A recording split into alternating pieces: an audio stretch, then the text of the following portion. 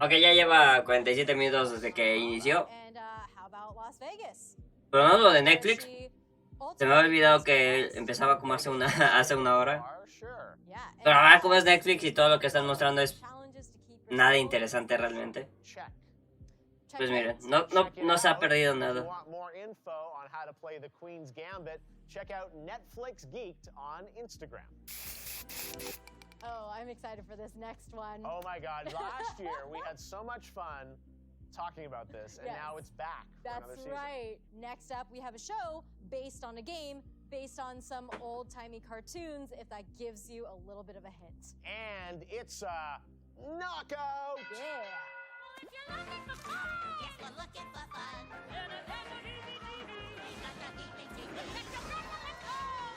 ¿Qué es la serie de Cuphead?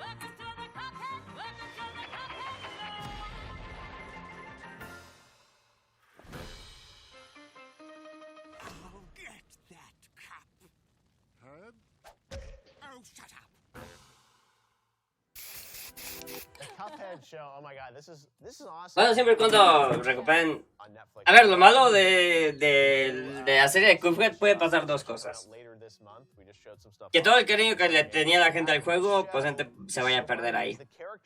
Actually have voices. Cuphead is always getting Mugman into trouble, and it's so delightful, and I love that they're little snackable episodes. They're like 10 minutes long. I have so much fun watching it. And there's nostalgia in the way that it is animated, of course, but it's also Para lo que pasa de eso voy a acomodar mejor and the music is so good.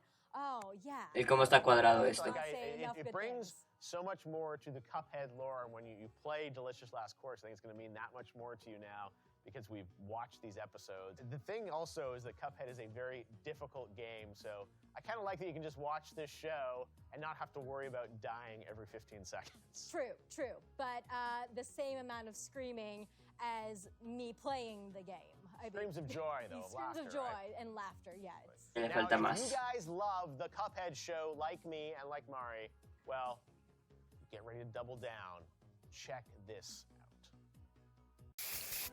There we go. Yes. August 19th. I think that's an announcement of the Cuphead show. And I love that Miss Chalice was in that clip because she's the new playable character in the DLC that's coming out in a couple weeks. And we were left off with season 1. Ahora son las voces. Like, what else happens with her? Yes. What's gonna happen? Oh my goodness. Yeah, and we saw some return characters in there as well. Queda agarrado por una animación de lo que supuestamente eran los 50. So No, I said that, like, those characters, you play the game and Con you voces. don't really think about what they would sound like in real life. And then last year we first met the characters and we heard their voice, I'm like, it's just so perfect. It's exactly how you'd want them to sound. They have so much fun with each other. And yeah, the fact that we got the first season earlier this year and now the next batch of episodes coming in August, yeah, I'm so excited with it. It's so authentic, as you said. Like, this is exactly what I want Netflix to be doing more of, is adding lore to these gaming worlds, and Cuphead itself is such an amazing series. So yeah, very exciting. And if you're anything like us and you're craving some more throwback animation, old-timey music, truly just demented adventures, the Cuphead show is Ahí debe estar right now completamente on bien Netflix cuadrado. with more episodes Bueno, on bien cuadrado. this Se ve summer. completamente casi todo. August, all right. That's one of the biggest announcements of this show for me. And stick around because Por cierto, ni siquiera sé que también han recibido Cuphead Show. are doing a table read for a brand new episode of the Cuphead show right here on Geeked Week. So fun. All I want to hear is more of roll the dice. Oh, roll the dice. Netflix has been partnering with some of the best indie devs out there, and we're going to give you an exclusive look at 3 new titles. All right, first up, I mentioned earlier indie games. This is one that I'm very, very excited about. It's called Lucky Luna, and it comes from Snowman, who you may know as the company behind Un poco games like menos Alto's cuadrado Odyssey del otro and lado. Skate City. Let's En serio, see what we've got. This tampoco is a puede importar. Es que ni siquiera la original, gente la está brand new viendo tal game cual. for Netflix. Check it out. Hay muy poca gente viendo a comparación de ayer. So perfect, and this is what I want more from Netflix, is completely original games, looks tons of fun, has that old school feel to it. Yeah, it that feels like. 8-bit vibe. I'm very, very excited this is going to be coming to Netflix and that we got to announce it. Yeah, and a little bit more about it. It is a journey written in the stars. Hidden dungeons, mythical temples, mysteries of the past. That all kind of qualifies any game to be on my list of something I want to play. The story is inspired by a Japanese folktale called The Tale of the Bamboo Cutter. over 1,000 years later, it's a game, which is so awesome. My dad used to talk to me about this story. It was like Really? a The bamboo bedtime cutter? story. Yeah. I'm assuming it's the princess who is part of the moon. Like she's one of the moon people who came to Earth, and she was found in a bamboo by the bamboo cutter. Wow. This is all. Sí, he dormido. De hecho, no tiene mucho que me desperté. Like an expert on the bamboo cutter story. Well, I don't know. Y todavía queda una hora de Netflix. If my dad said the story right. And if I was listening correctly. Porque lo que viene siendo IGN es dentro de una hora todavía. Pero como a nadie le importa lo de Netflix, y técnicamente nadie lo está viendo. And it's a vertical platformer without a jump button. Keep that in mind. So you're swiping to move Luna as she plunges deeper and deeper through ancient temples and lost ruins. También estamos aquí viendo los juegos de celular que van a mostrar. It's got a story mode, ¿Subo? challenge Ok. rooms, and an expansive world, but you have to stay Es verdad, ¿por qué la bajé avoid ayer? traps, dodge enemies, and collect pearls. That's what all those little white things are. Gotcha. An endless mode has players competing on leaderboards to collect the most pearls or see who makes it the furthest in each of the game's various levels. No sé cómo consiguieron 2 horas los de Netflix para mostrar cosas. Entre series y juegos de celular. From an acclaimed developer. As I said, I want to see more of this from Netflix, and I'm very excited that we got to announce this and that people get to play it this summer. Have you ever wished you could explore your dreams? Pero bueno, se tuvieron que subir los de Netflix al carrito del Game Pass, por así decirlo. Yes. Porque cómo están perdiendo dinero los hijos de puta. The Memories Between is a turn-based strategy game that's a mix of Into the Breach, Hades, Inception, and Dodgeball. Those are 4 things I would not think necessarily fit together. Yeah, no, especially the last one. Yeah, Hades, Dodgeball, Inception. Yeah, Into what the are we Breach. talking about? Well, in this, you overcome broken relationships and a tragic family event all through the medium of a surreal and exciting ball game. Let's take a look.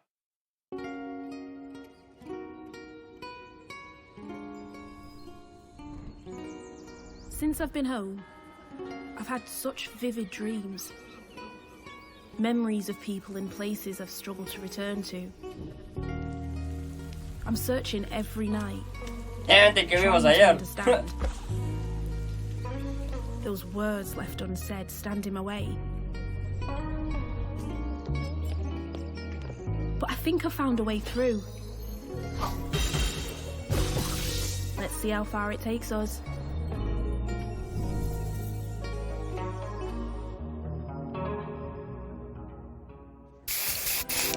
This comes from a really acclaimed developer in London, Us2.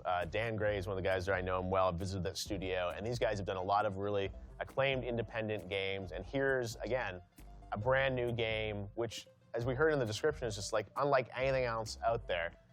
Desta, The Memories Between. No soy I'm a para sucker viendo, for no isometric, estoy viendo para nada un viewpoints, puto prompter. in games, and just, like you said, really unexpected things that's mashed together. And you said isometric. These guys did Monument Valley, which was such, a classic, incredible that makes indie sense. game. It had that cool, everyone remembers that game a couple years ago and the sequels. And now they've gone on to do a bunch of other really Vamos a interesting hacer como games. de esto no hablaron ayer en Which is, en fully original Devolver. story. Made by an acclaimed indie developer and coming to Netflix. Desta, The Memories Between, has a roguelike structure, so the enemies and the abilities change from run to run, so it's kind of infinitely replayable in that way. Be sure to check out this game when it launches later this year. All right, I feel like indie game cred does not get any better than this one, Jeff. Oh, wow, you're setting up something pretty big here. Oh, yeah. All right, well, let's take a look at some games that are coming to Netflix from the one and only Devolver Digital. Devolver has an incredible eye for stylish, exciting games across all genres. They absolutely do. They always have fun, crazy, unexpected games, as you said. And now we have not 1, not 2, but 3 games coming to Netflix from Devolver. First up, it is Reigns, 3 Kingdoms. The original Reigns took off as a game that could be described as Tinder for monarchs. I love Sure, that. I'll go with that. You run your own Me movieron, lo dije en lo movieron más temprano. You can change your destiny with merely a Me cago en. I mean, isn't that what you're doing with Tinder? There you go. Also coming from Devolver, we have Terra Nil. the strategy city building game with an emphasis on the climate crisis. This is nice to see, right? Yeah. In E3n, it's your job to turn a barren wasteland into an ecological paradise with flora, fauna, wind turbines, and, wait for it, water pumps. Water pumps. We love our water pumps.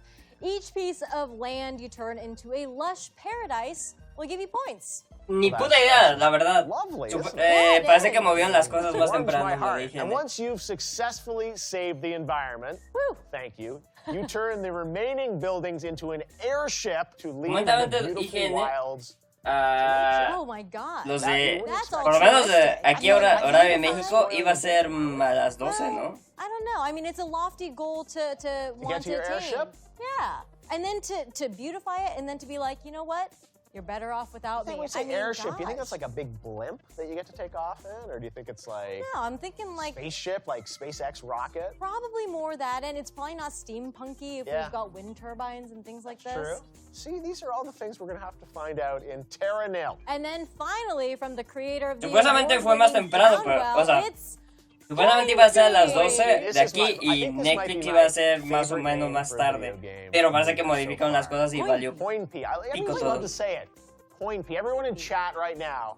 Point P. Point P. Type it. Hashtag Point P. That's right. Exactly. I mean, get ready to dodge adorable baddies and feed the blue beast. Yes, the blue beast that's hot on your heels. That's all coming in Point P. We have the first official look at Point P.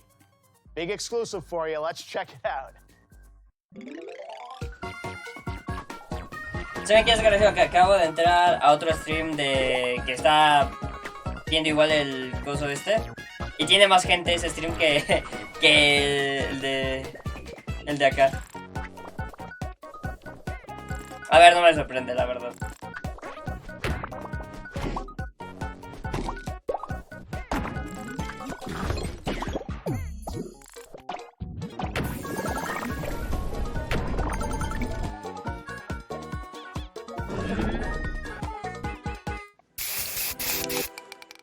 Know that the beast was gonna be so cute. This is a beast.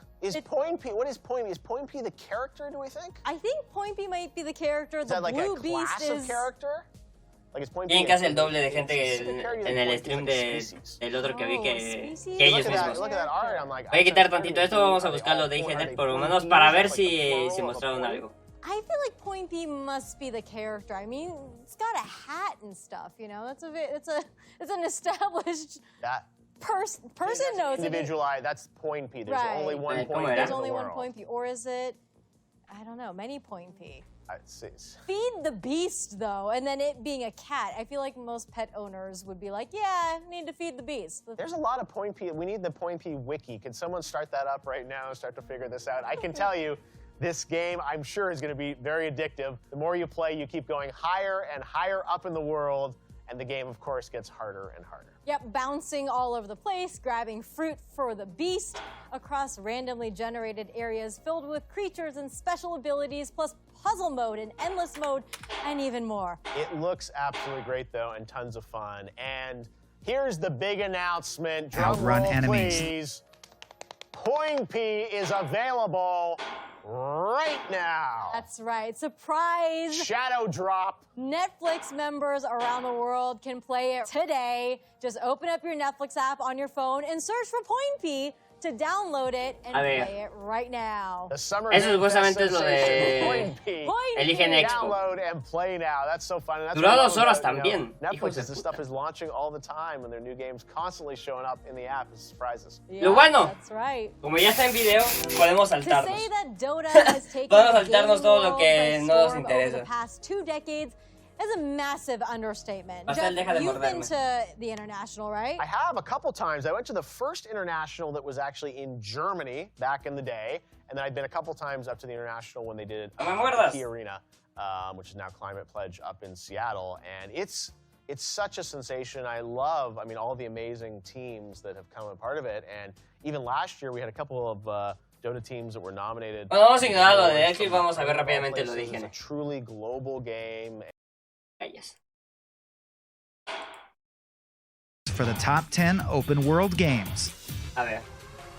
Mejor New vemos York eso. City around Christmas time is magic, and Insomniac has done an incredible job of recreating that charming atmosphere in Marvel's Spider-Man Miles Morales. Every aspect of this follow-up to the 2018 Spidey hit is undoubtedly built on the great fundamentals of that first game. But the approach to the world, mission design, and story is altogether stronger in Miles Morales, even if there's less of it. But the focus on a more select story and missions allows Miles' journey to be so personally impactful on the player and character. It's a fantastic, stirring story and restless. Horizon Forbidden West improves on the Zero Dawn expo of into the around world to the titular Forbidden Web's underwater. Horizon Forbidden Solid 5, The Phantom Pain, is one of the best examples of how an open situation, pure, fantastic, while the story is ultimately makes it incredible. Skyrim Adventurer. Joke that Skyrim exists on almost every platform imaginable. 60 good entities with its engrossing story. World game discussion for the past 12 years from of new. It may seem a little rash to just immediately catapult Elden Ring above some of the all-time. Red Dead Redemption 2 with mystery. GTA 5 proved to be a powerful more in the finest out and meaningful days. Breath of the Wild is, quite simply, the game we explore and gravitas. Check out our ranking of the best Far Cry games and the best Assassin's Creeds. And for everything else in the world of gaming, keep it here at IGN. Elite Pathogen Expansion. If you like that, stick around because we'll be closing out the show with a developer interview, giving you a closer look at what's in store for those Colonial Marines. I have a sneaking suspicion it involves more xenomorphs. Yep. We've got a ton of stuff to show you in the IGN Expo, so let's get right into it. Ahora, este es TV Descuadrado y el de Twitch, ¿no? Me cago.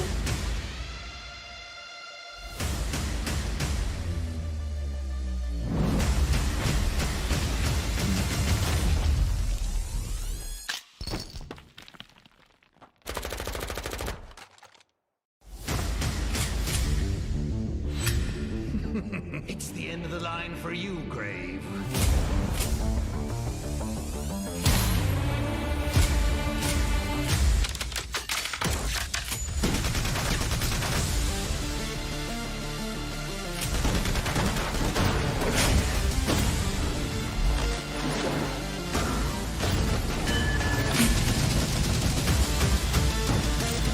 Definan batas.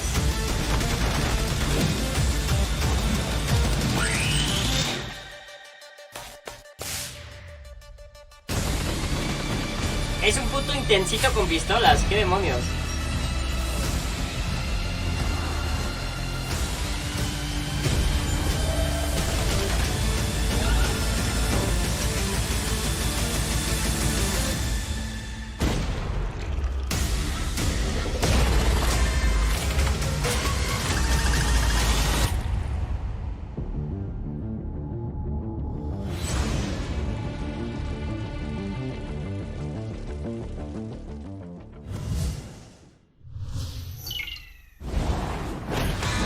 Sí.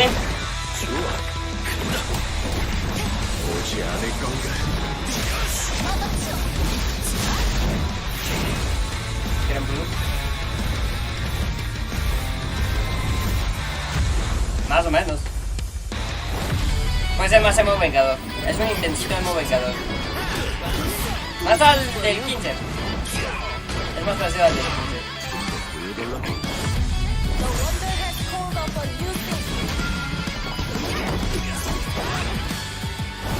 No, gran, ¿cómo se llama? Kitty. Estoy confundido ya el juego.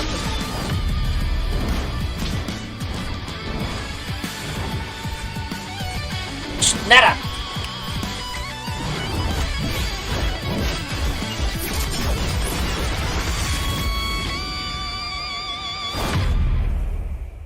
Ah, no, defender el duel.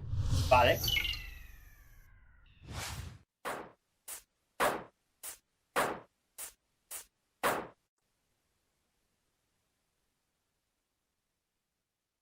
Nada.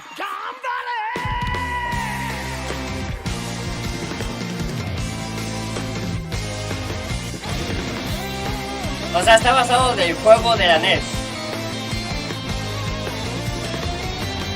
Solo que ahora muy animado. ¡Nada!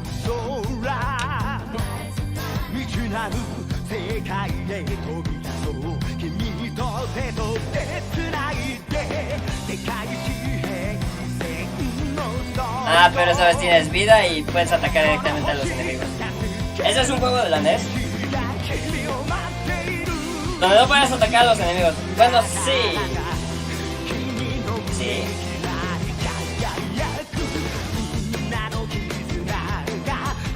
Bueno, puede que esté ya combinando juegos.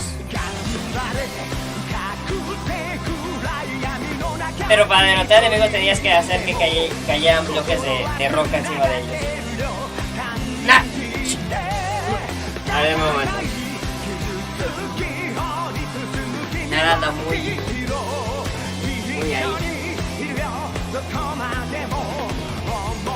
Pero ahora lo pusieron ni muy más accesible, porque el juego era complicado. Aunque podría jurar que es en el juego original de la NES. O bueno, por lo menos que el que yo jugué que estaba en la NES. La aventabas algo y e inflabas, explotaba. Ok.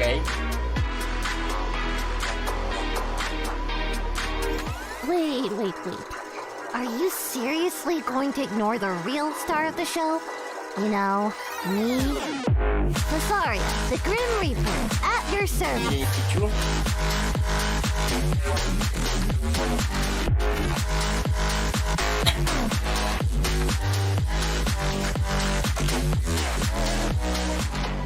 Es como este juego de ritmos, pero vale. No? I'm leaving. Wait, so you're dead? Sweet.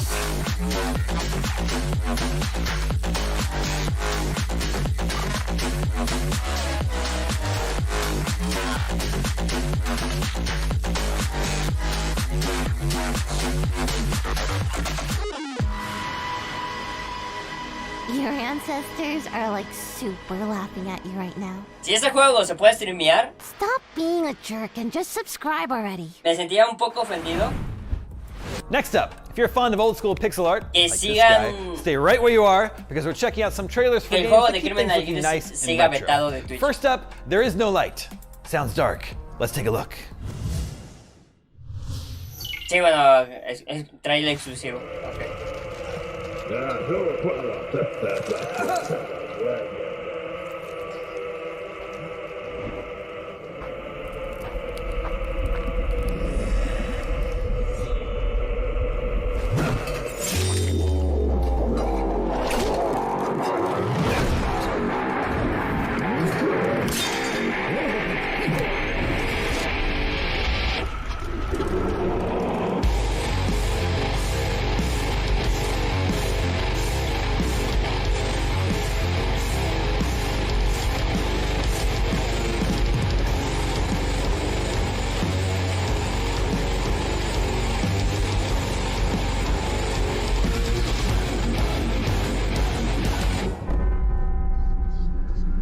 Sí, totalmente.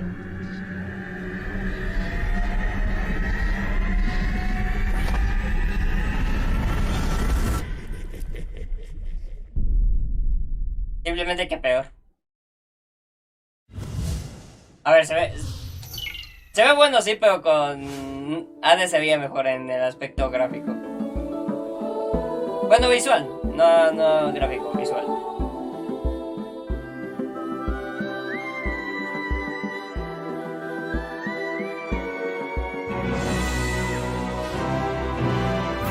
What?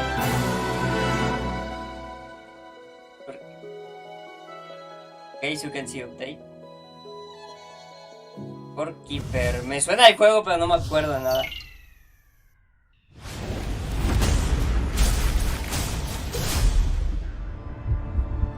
Por cierto, ni siquiera... Hay calidades, ¿no? Sí, hay calidades.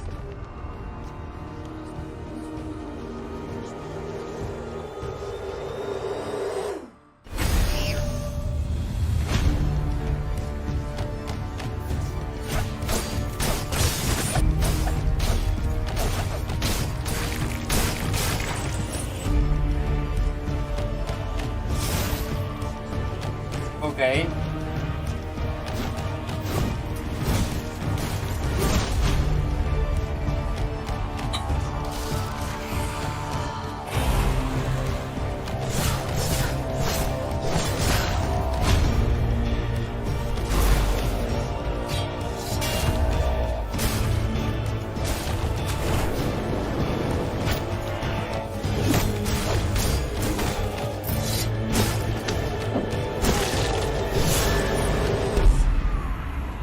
No play for bribery.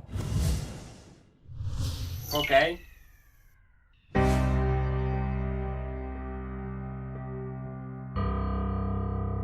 Ya, eso es más interesante que lo de Netflix.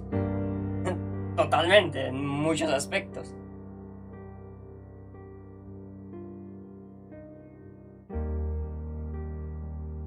Al final se me olvidó el horario de lo de IGN. Y eso que IGN estuvo 1 hora sin hacer técnicamente nada.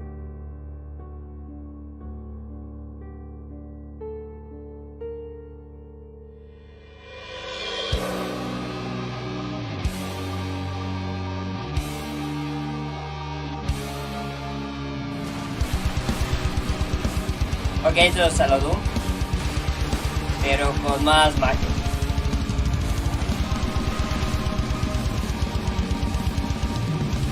Y mucho más antiguo se ve. O sea, están más haciendo referencia al Doom de la Super NES. Por el cuarto. Only then, after the echoes of the crowd's applause have faded into silence, can music begin anew. Got to keep moving. Being a bishop ain't easy. It takes a toll in ways you can't imagine. Bienvenido de vuelta, Mark. ¿Ya está compuesto? I go now to a better world. Erebus is part of the journey, but there's more. There are things that the living cannot understand. I'm leaving, Seth. I'm beginning my final voyage. Demons. Perfecto. Damn you. Ese me recuerda a un juego de la SNES que se llamaba Dragon View. Feel Shale's power. Be there for your brother, Ezekiel. He'll be there for you when the time comes.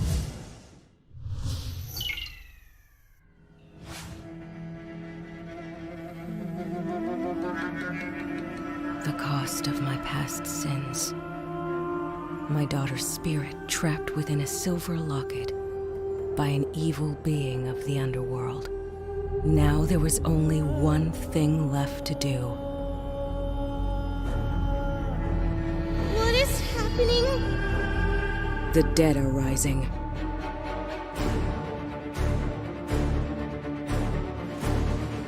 A ver, ya vuelvo. Les dejo con todo esto. A ver, ¿qué es un videojuego? Pararlo un momento. Denme un momento. Como ya saben que IGN terminó hace un rato. A ver, denme un momento, ya vengo. No tardo.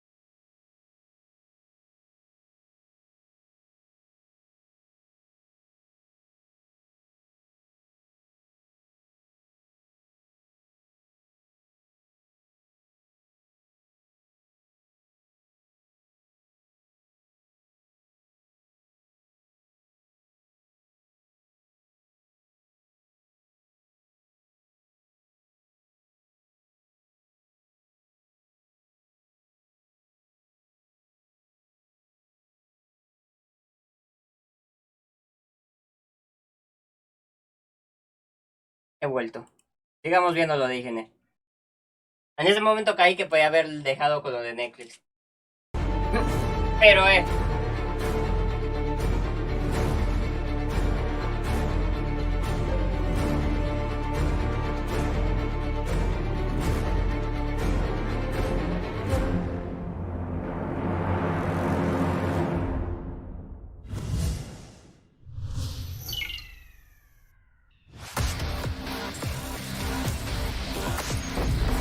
All systems online.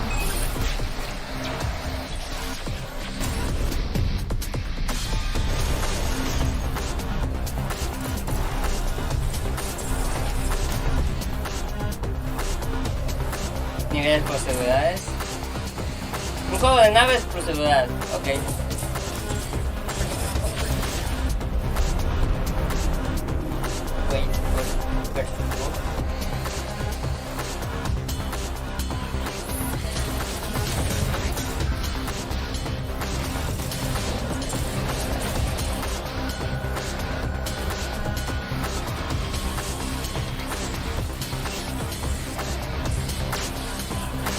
Whole structure critical. Ok. Para otoño. Oh hey, it's you again! This is IGN's Summer of Gaming Expo, and you just saw brand new trailers for There Is No Light and Core Keeper, along with No Place for Bravery, Project Warlock 2, Sacrifier, Rose and Locke, and Verge World. Phew, that was a lot. Hopefully you're brave enough to be left unsupervised for a couple minutes because we need to take a quick break. If anything goes wrong, the emergency numbers are on the fridge. Be good. IGN's Summer of Gaming Expo will be right back.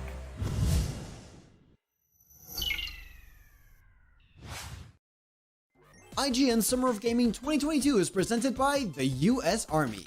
You can choose from over 200 career paths that match your passion on GoArmy.com. What's your warrior? And sponsored by Metro by T-Mobile.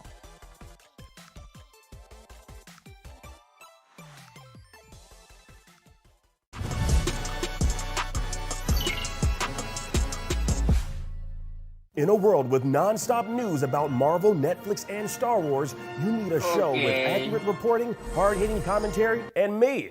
I'm Akeem Lawanson, the host of The Fix Entertainment. Whether it's the latest superhero scoop, film fiasco, or anime announcement, I'll be right here covering all the latest and major studio headlines and pop culture news. Make sure to catch The Fix Entertainment wherever you watch IGN. Para que no se olvidaran que iba a haber Netflix después.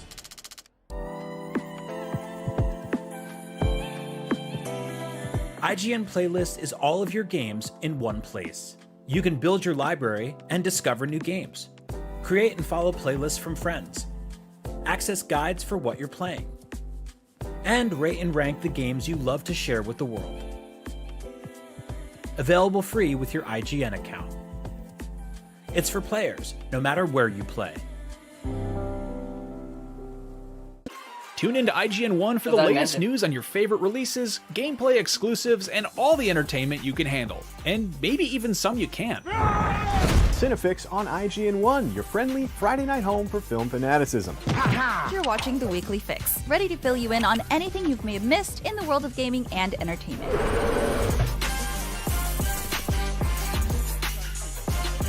Find it all in one place on IGN1. They turned into a network, who knew? If you're not following IGN on social media, what are you waiting for? We're constantly updating our feeds to bring you the latest news, gameplay, custom original content, memes, Hacemos esto. A ver qué otra cosa muestran. Más bien qué otra cosa mostraron. Welcome back to IGN's Summer of Gaming Expo. Now, Halloween isn't for a few months, but luckily, horror games are great all year round. So scaredy cats, this is your chance to hide under the blankets. Everyone else, brace yourselves. Let's take a look at some terrifying new games coming soon to consoles and PC.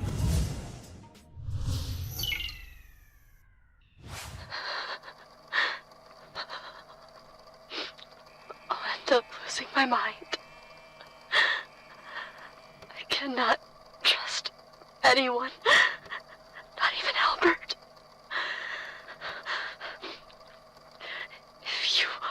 listening to this. Blue Knees is real.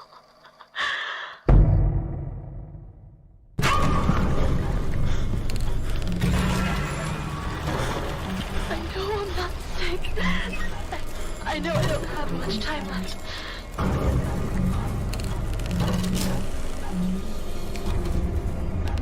Ok, ya lo Fatal Fury. Pero peor.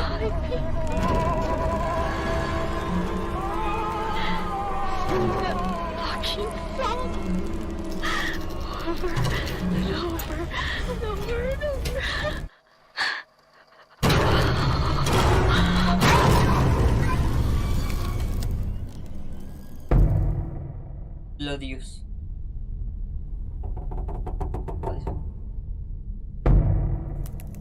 Ok, Madison.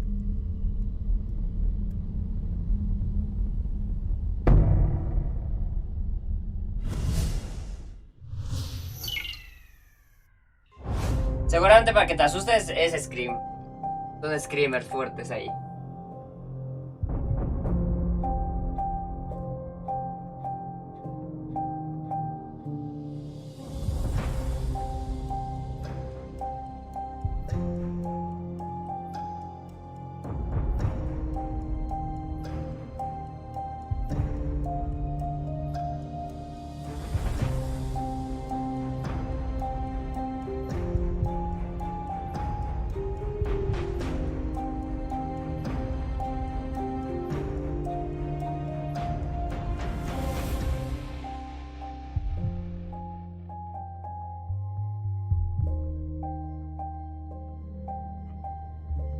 Autopsy Simulator.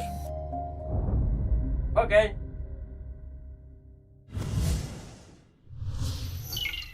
No solo porque no era moda china, sino porque... No da el pego.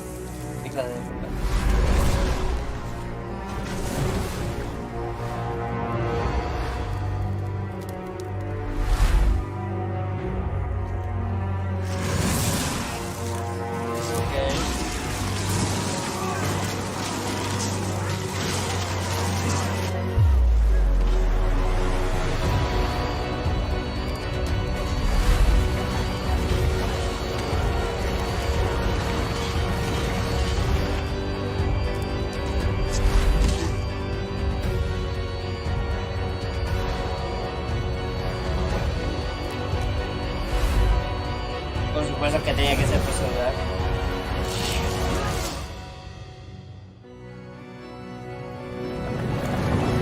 Esos conceptos donde tú eres el malo, la verdad que ni me sorprenden. Living. Aunque parece interesante el juego. 31 de octubre.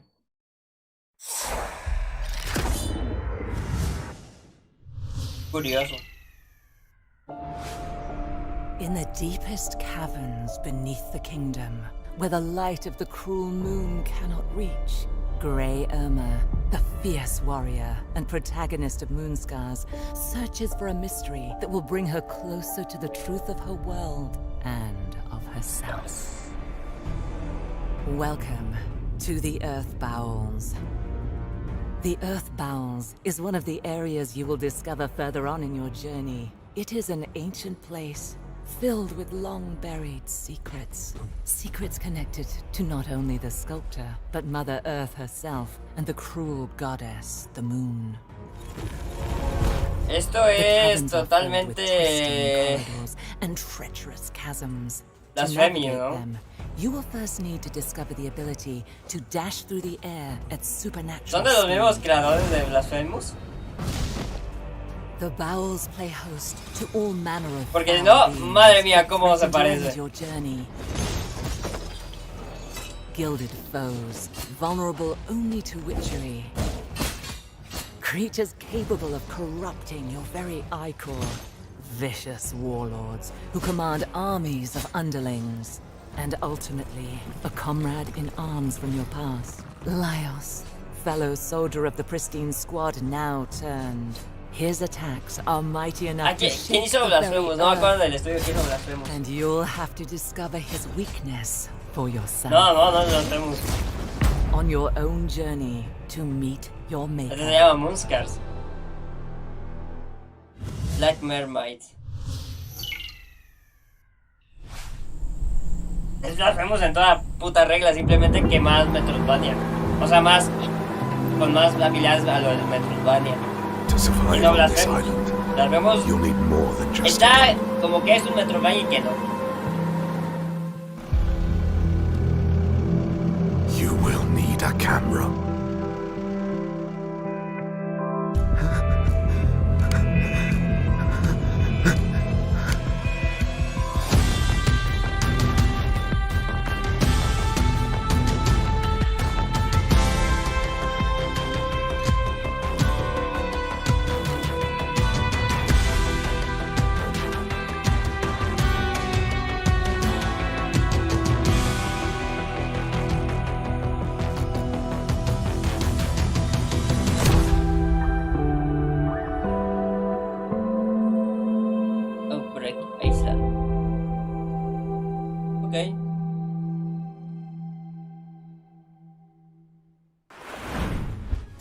You just got to look at Madison, Autopsy, The Unliving, those are 2 different games, Moonscars, and Outbreak Island right here on IGN's Summer of Gaming.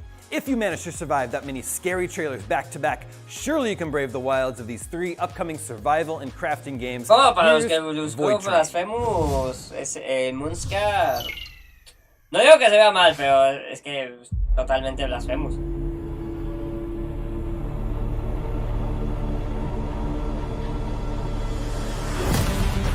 Build and expand your own train while traveling through the void in solo or online co-op with up to 4 players. Now with a larger variety of islands, enhanced weapon system, new dangers, puzzles, and void creatures.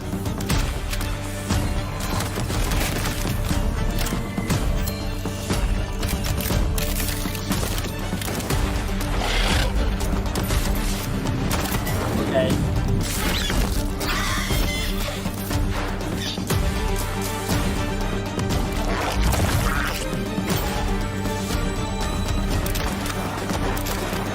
Como que los trenes se han ponido de moda, ¿no?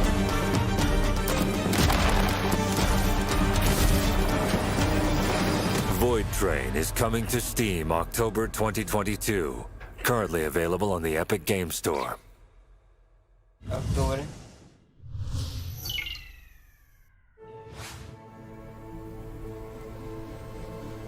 Por lo menos esos son trailers exclusivos, no son World Premiere. Cuando ni siquiera lo eran, pero vale.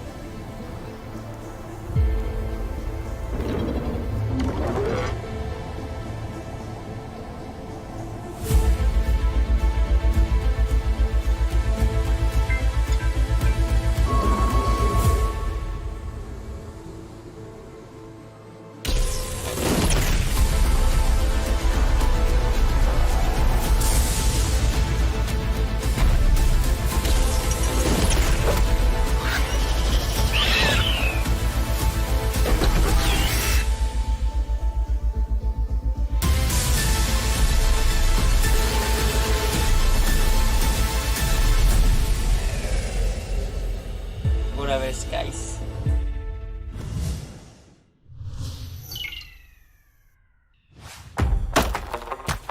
Ah, este juego.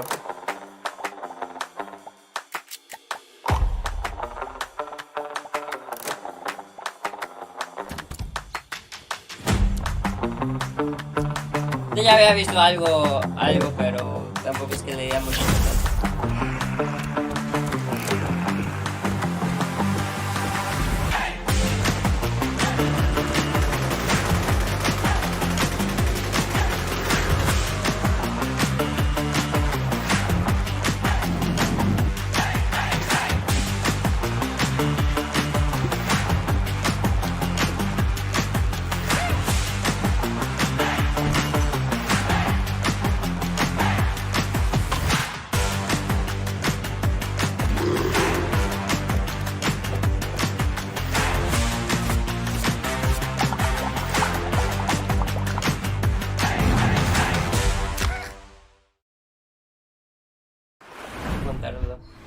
You did it! You successfully made it through our gauntlet of survival and crafting games. That was Void Train, Forever Skies, and Wanderlust. Up next, we're kicking things up a notch, checking out some action games. But first, we need to take a break, but it's a quick one because there's much more to come. Stick around because IGN's Summer of Gaming Expo will be right back after this.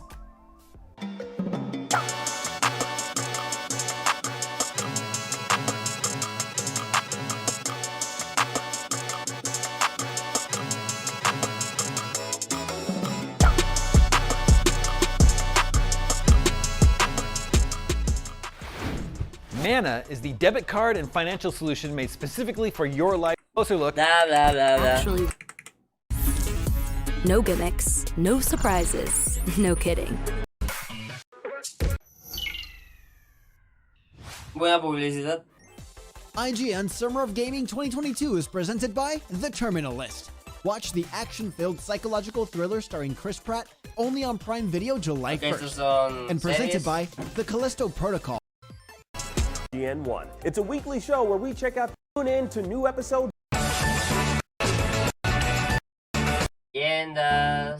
This is the show where we round up all the biggest gaming and entertainment headlines you won't want to miss. Tune into new episodes every Saturday at 12:30 p.m. Eastern. You can build your access world. The weekly releases. Los buenos comerciales en un puto stream.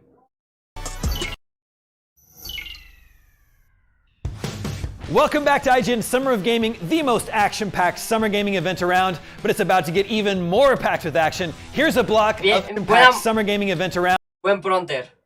Fantástico. But it's about to get even more packed with action. Here's a block of action games. Just got real.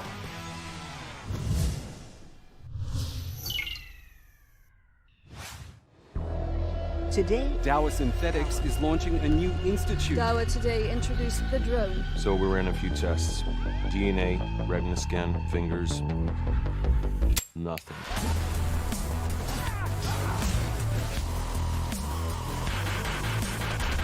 This is not like the last time. I have powerful friends now, bitch. You're not a regular cop. Cops don't wear sneakers. I do. She doesn't know, does she? Tell me, what happens when she learns the truth?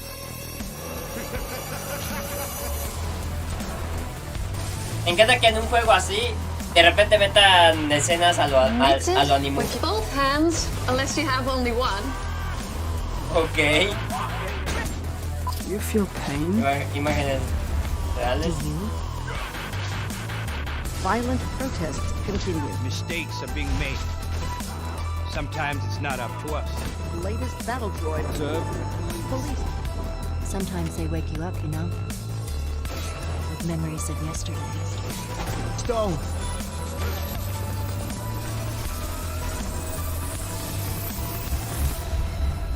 Bodies, dead policemen, a crashed helicopter, dead fucking androids, no survivors. Just another day in the office.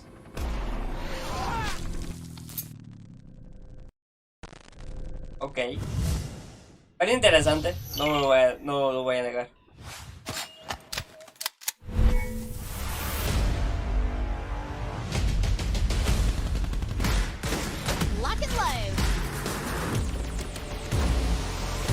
Por un momento pensé que iba a ser por fotos.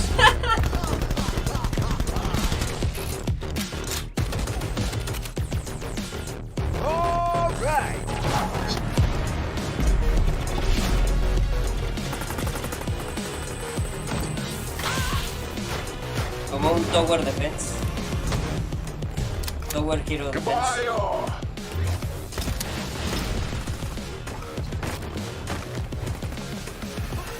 A lo Minecraft. Cubitos.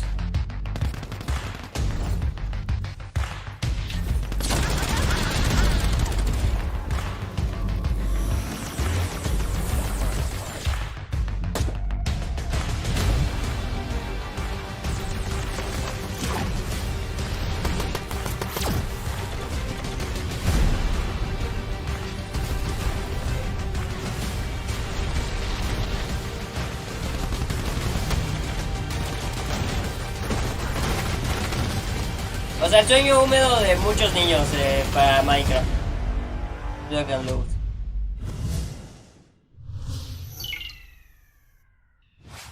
Welcome to Carnage Corp, where we start you on the path to being a better monster. Just follow these simple steps. Smash, bash, and stomp your way to success. Watch out for falling debris. An accident-free worksite is a happy worksite. Whether it's tanks, battleships, or the latest kaiju defense technology, the smart monster is vigilant with one eye peeled for anything. Anything. ¿Cómo se llama este juego de estudias? Clothes make the monster. ¡Oy! Be sharp and find your own style. O Mario, no sé. Don't forget to stretch. You don't want to get a cramp out there. Here at Carnage Corporation, we put people first. We reward hard work, ingenuity, and good taste. Congratulations, you're now one step closer to being your beast self.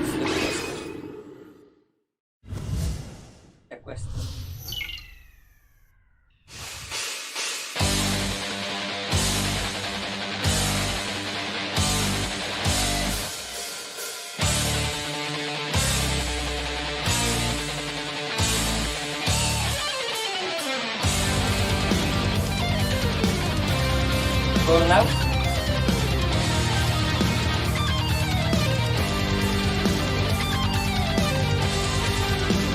Es totalmente burnout.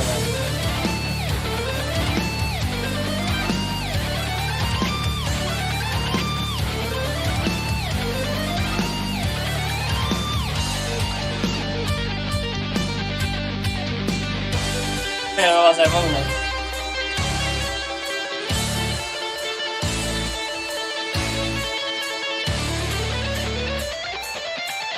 No sé por qué en un juego así quieren poner campaña. O sea, es una estupidez.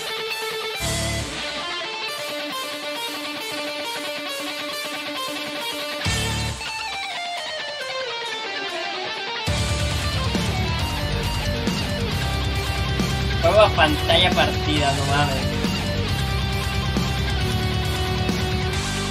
Qué arcaico se ve eso. Es de... Bailout. No me acuerdo.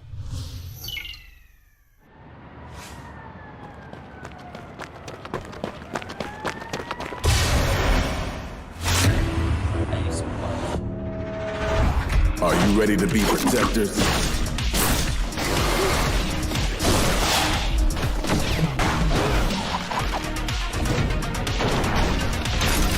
Let me show you what a shock trooper can do.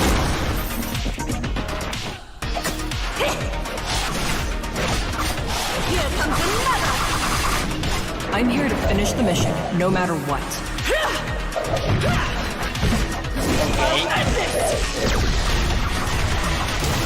Check out how strong my body is! Otro Battle Royale pero con superpoderes. My strength has no match.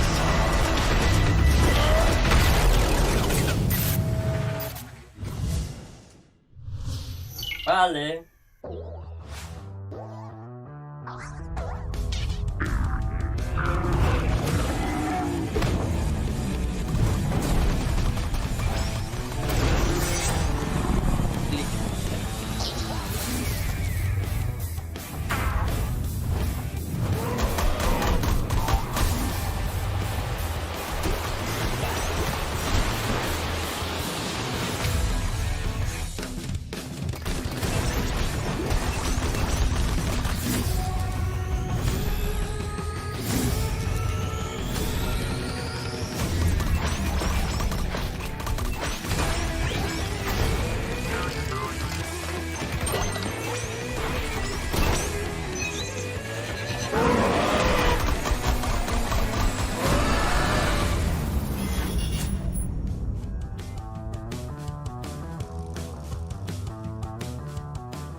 Switch Play, Steam. No hay para You just got a look Curioso. at Wanted Dead, Block and Load, Blockbuster VR, Trail Out, Hype Squad, and Glitch Busters. Be sure to sign up for Block and Load's closed beta. But there's plenty more of IGN Summer of Gaming Expo where that came from. Up next is a game where you can play until the cows come home because it's a game about cows. Here's Quiet Farm.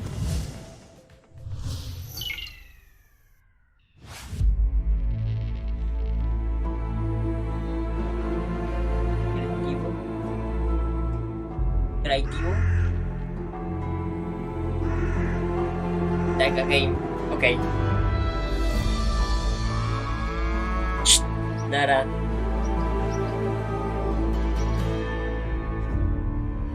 Una vaca. Toda fea.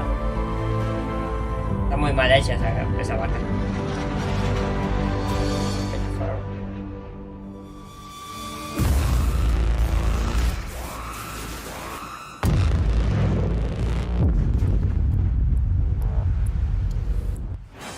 Pues no.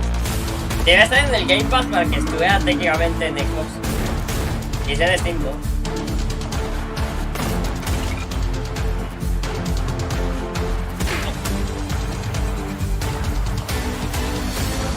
Ah, ok.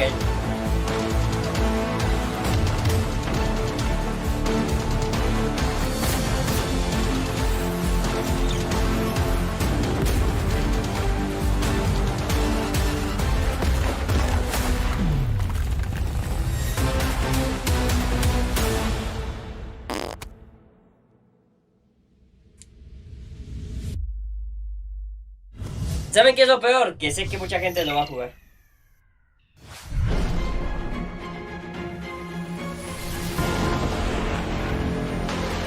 Tiene 17. Se ve.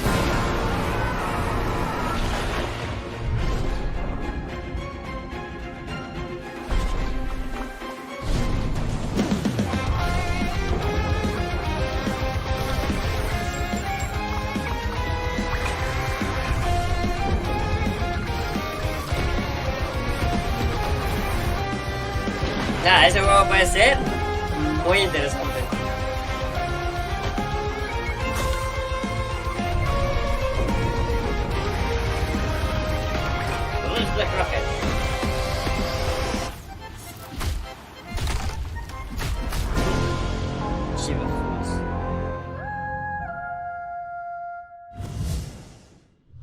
Ahí se halla para el Game Pass.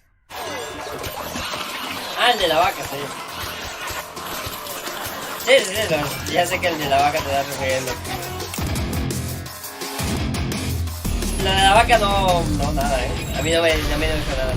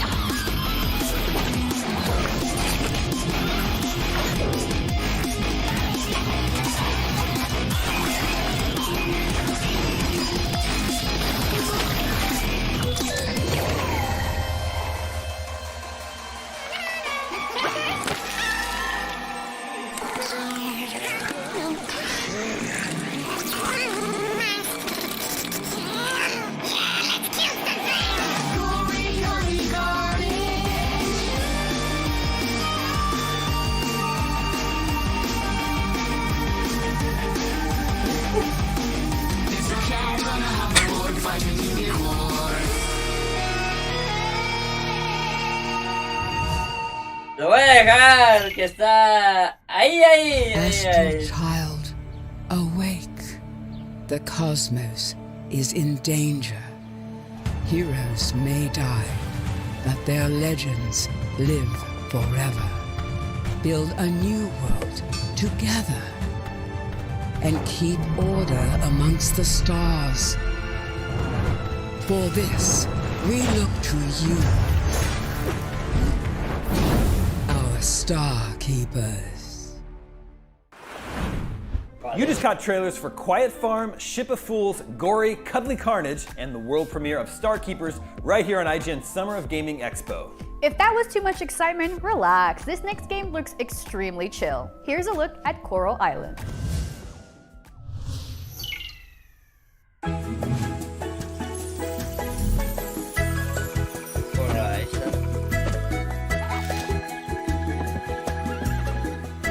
Ese yo también lo había visto.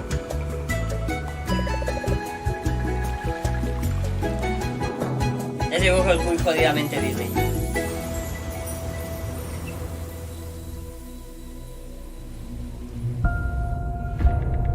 Ya.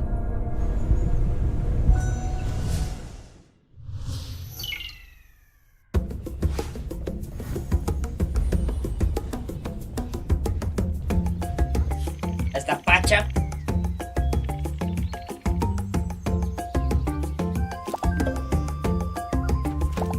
Me llama más la atención Pacha que el anterior, que el Corra Island.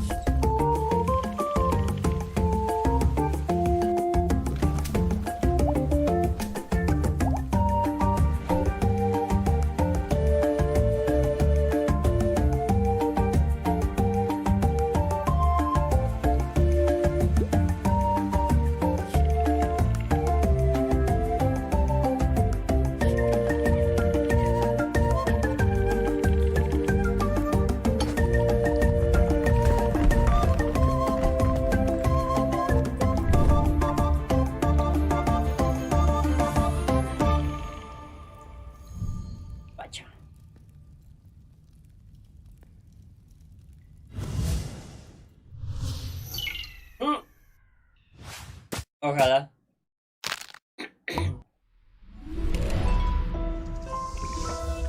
Otra vez creativo.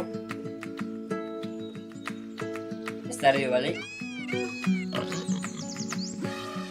Stardew Valley 2. Supuestamente que el de Stardew Valley estaba ya estaba en otro juego ya. Es Stardew Valley 2, ¿no?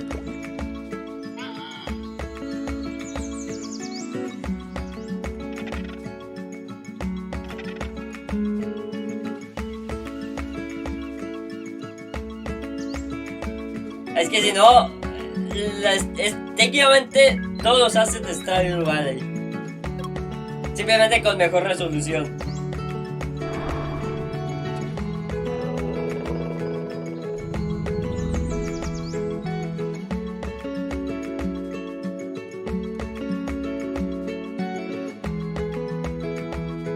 Por su historia.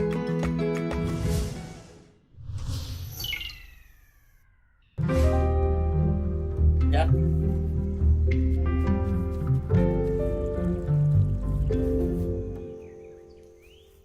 Sí, Super Su Story.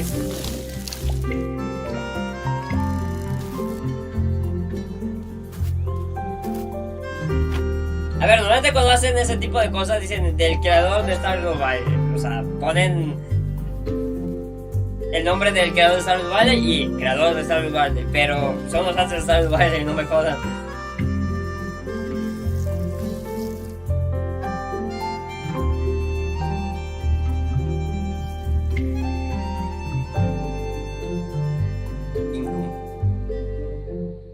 Julio 14, técnicamente el próximo mes. Hello again. You're watching IGN's Summer of Gaming, and we just checked out Coral Island, Roots of Pacha, Super Zoo Story, and Dinkum. But right now, let's take a quick break. IGN's Summer of Gaming Expo. We'll be right back after this. A ver, ya falta una... Joder, se llevan 2 horas y media. Hacemos la otra media hora. IGN's Summer of Gaming 2022 is sponsored by Metro by T-Mobile. And by... All of your game. Publicidad. O sea, no les basta con la publicidad, con los anuncios que les da YouTube o Twitch. Tengo que directamente ellos tienen que poner los suyos. In the brand new Out 30 booth.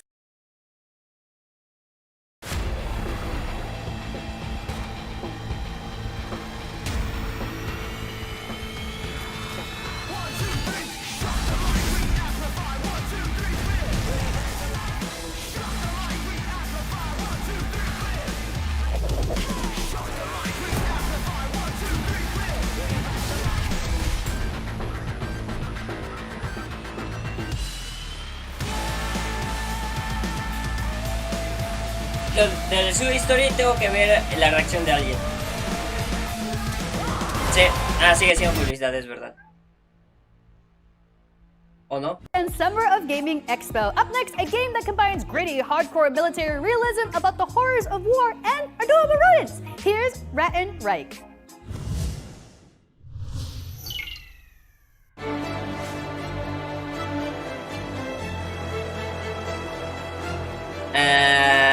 Vale.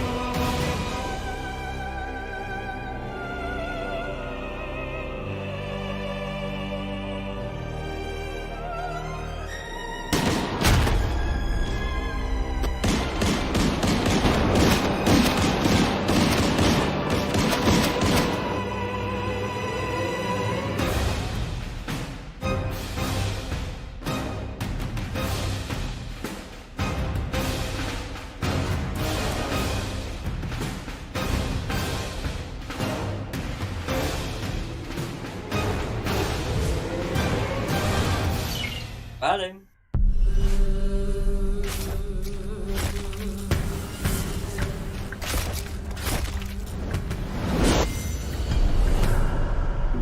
De risa.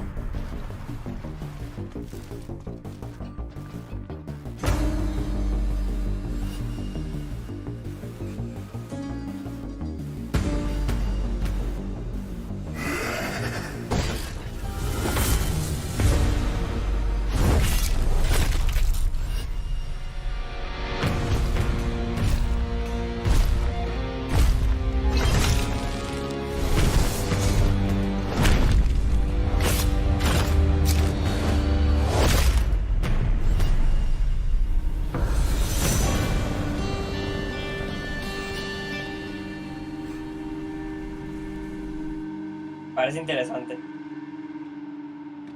Sí, se ve interesante. Está la demo ya en Steam.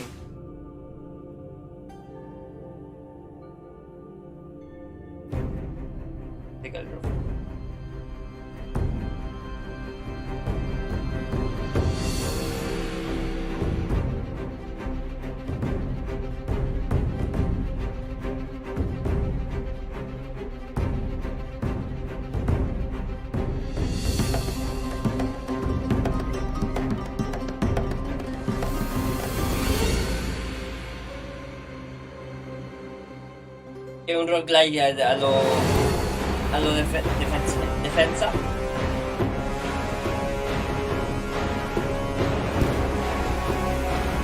El camineto. Pastel. No te comas mi dedo.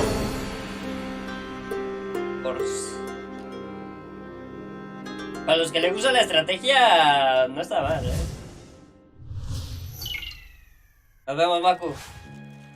30 years ago, we thought we had contained the corruption on Earth.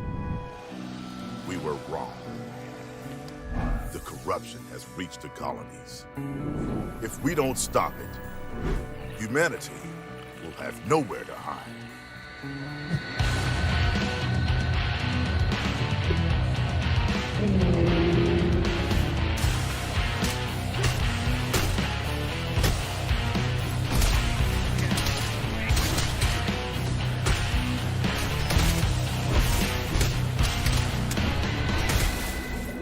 With great power, well, you haz know. tus cosas, Superfuse.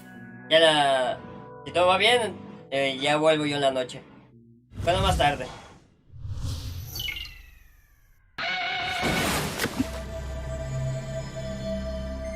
Archive World, ok. ¡Junio! ¡Woohoo!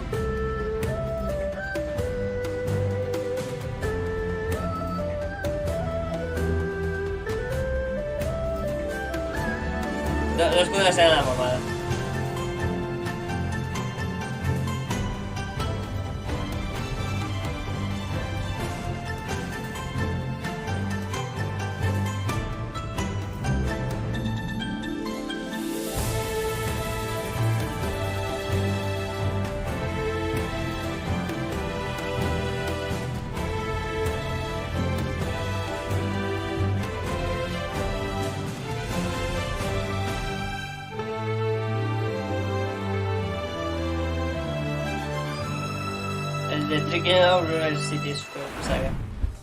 That was a look at E3n Reich, followed by Beneath Oresa, Orcs, Superfuse, and River City Saga 3 Kingdoms, right here on IGN's Summer of Gaming Expo. And we still have more trailers. Oh look, here comes one now.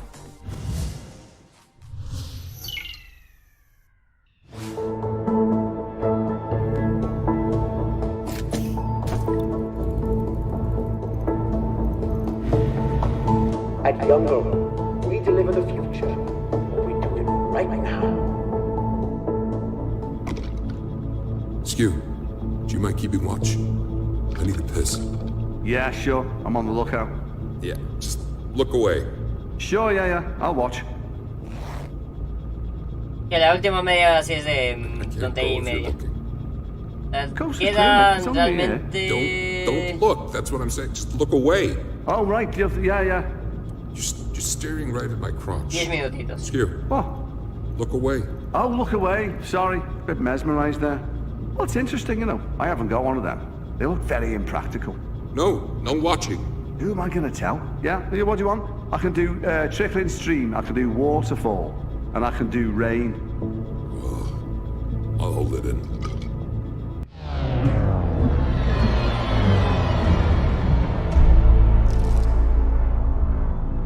Zelda Williams, la hija de Robin Williams. Curioso.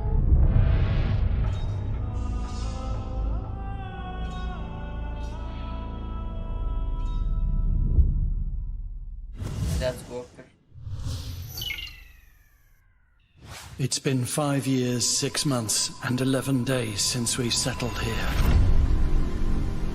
Our ongoing mission: to build a self-sustainable, closed ecosystem that'll guarantee humanity's survival into the impossibly far future.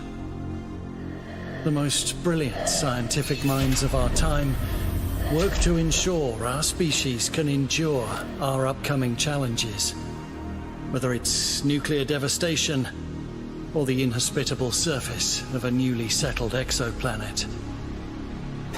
To the brilliant minds in here, the outside world is but a distant echo of our primitive past. And despite it all, my greatest fear is upon us. Our mightiest achievement has turned on its creators.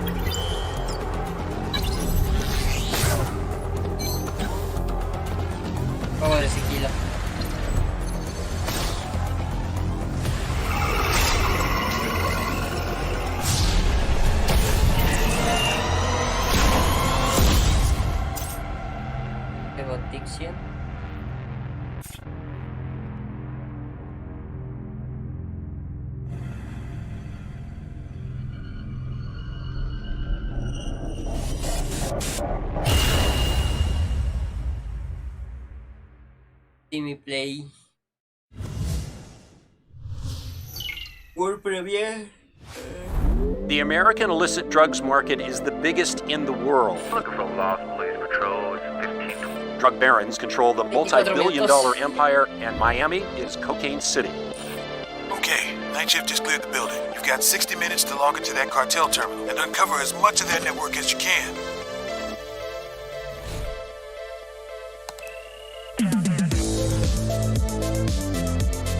The biggest of the cartels, Reyes Muertos, uses the World Wide Web to keep their deadly business open 24/7. The American government has been carrying out the world's biggest anti-drugs operation as Western demand for the drug almost exceeds the supply.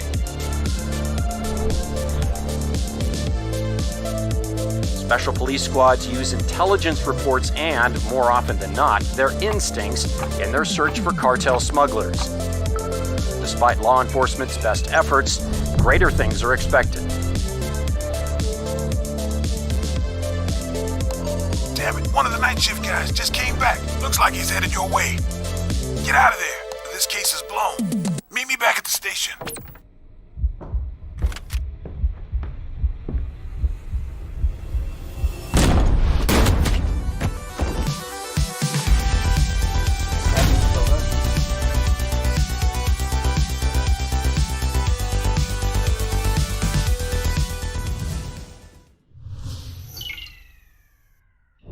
Do you have any idea of the danger? -1, 6% fuel. 8 feet, -1. Contact.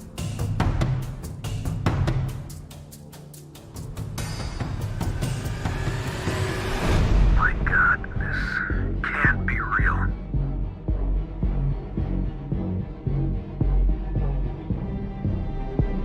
Our understanding of the phenomenon grows with every day. However, for one individual in our group, the physiological response has been troubling. Un Halo. Lifeless. We've made a path for you. Please hurry. Los creadores de Lifeless Moon. Digo Lifeless Moon.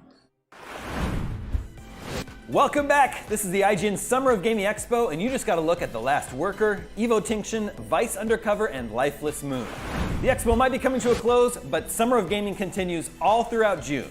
We'll be bringing you events, announcements, reveals, and more fun stuff from all around the industry, and you'll find it all right here on IGN. And you can find IGN everywhere. IGN.com, Twitch, YouTube, Twitter, Instagram, Snapchat, TikTok, the Samsung TV app, and now you can even watch us on our Steam page.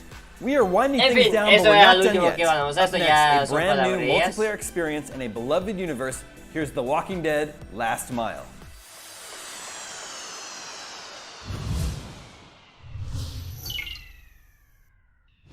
The Walking Dead, que este ya lo habíamos visto, este es otro. Ah, Last Mile. Millón.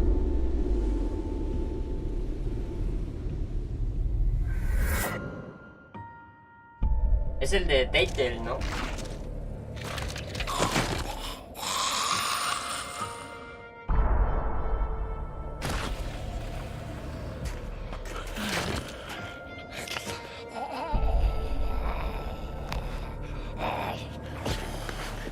Y si no, qué feo se ve.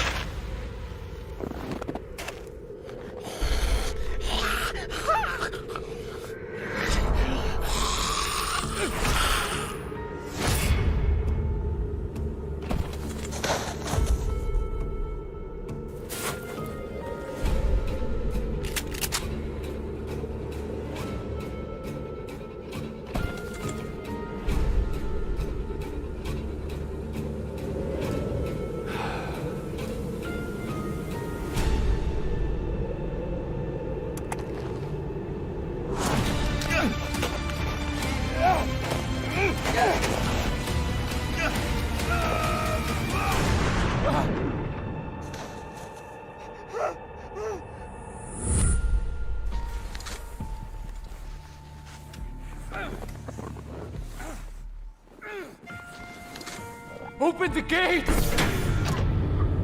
Someone, get the dog! I've got a wounded man!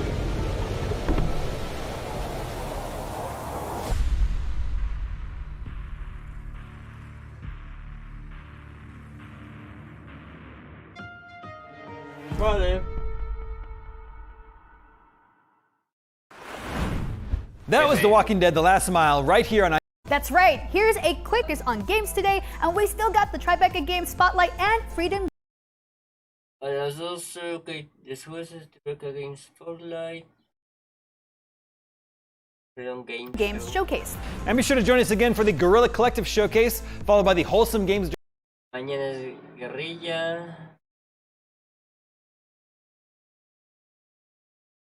Direct and Future of Play Direct, and then the NetEase Games live stream. And you definitely won't want to miss the Xbox and Bethesda Showcase on Sunday, followed by the PC Gaming Show.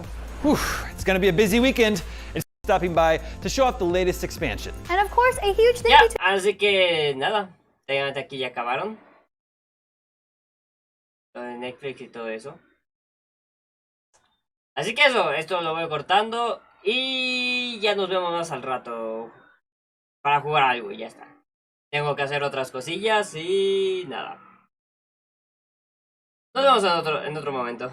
Tengo que también arreglar lo de ayer, que madre mía, sabía que me iban a reclamar algunas cosillas. Lo bueno es que no eran tantas como creí, así que miren, tampoco tengo que molestarme tanto. Voy a tener que unir esta parte con la otra. Y pues a ver qué se da. Espero que me hayan dejado las calidades.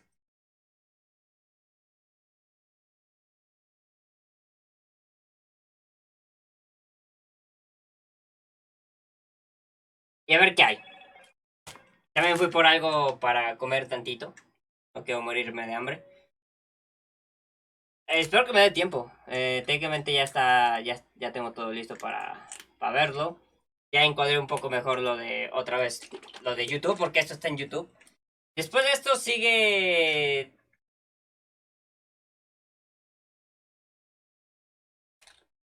ese pick primero.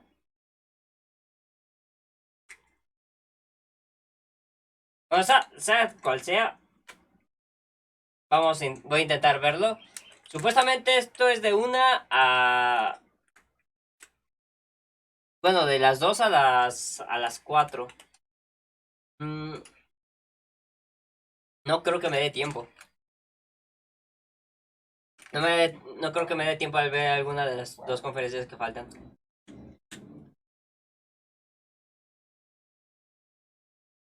No, creo que ahorita es Tribeca.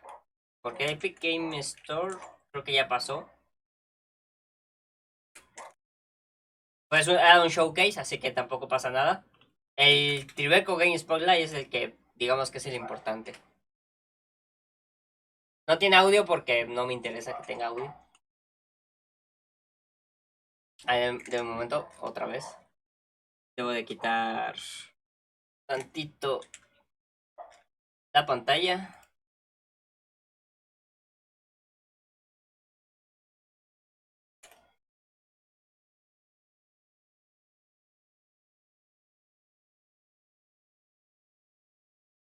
Ok. Aún no lo arreglan.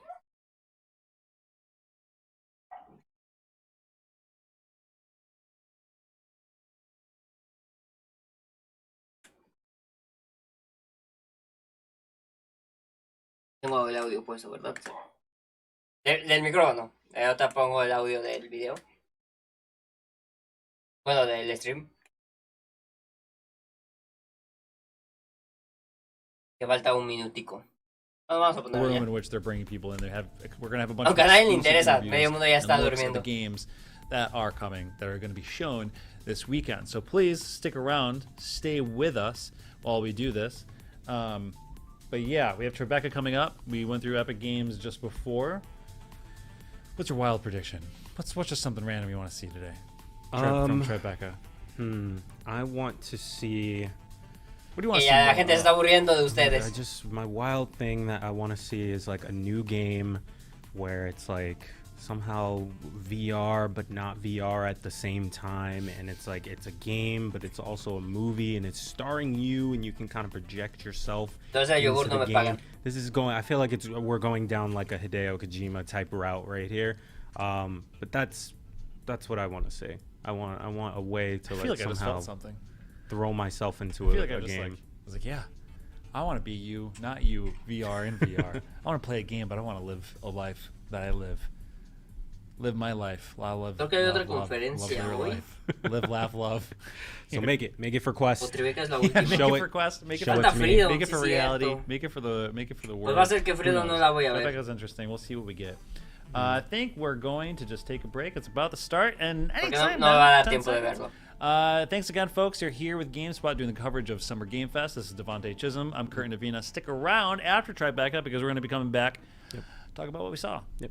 See you.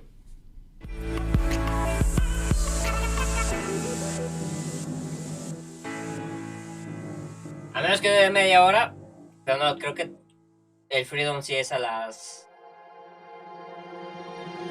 4.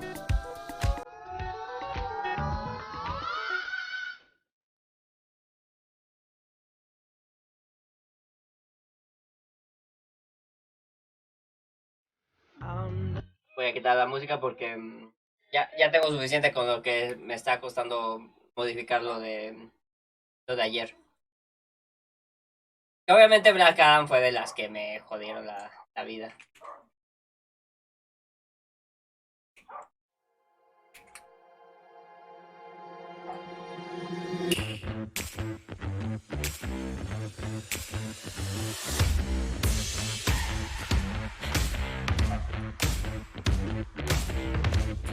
Thank you all for joining us for the second annual Tribeca Games Spotlight.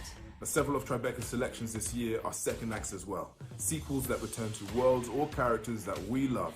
and fresh perspectives and new adventures. Some tell stories about family, cultural identity, and coming of age as a child, a teen, or an adult facing a world that never stops changing. They invite us to investigate mysteries and navigate familiar yet dangerous terrain, or simply just cook a meal with people we love. Others explore our fears about the future through dystopian tales of environmental ruin or technology run amok. But all of them offer us an opportunity to think, play, and challenge ourselves. Whether that means a much needed break. Esporádicamente voy a estar saliendo del stream porque tengo que estar about what it means to be alive.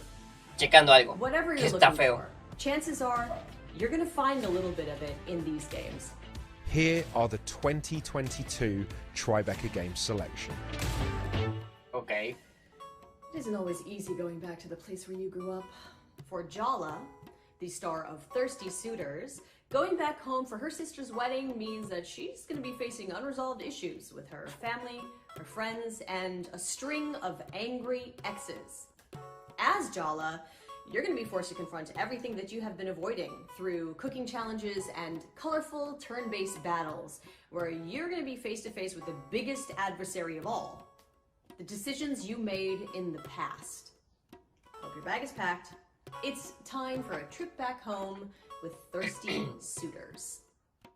Outer Loop Games is a fully remote studio that we started 5 years ago. Joder, te hace falta dormir y ya es mucho que yo lo diga.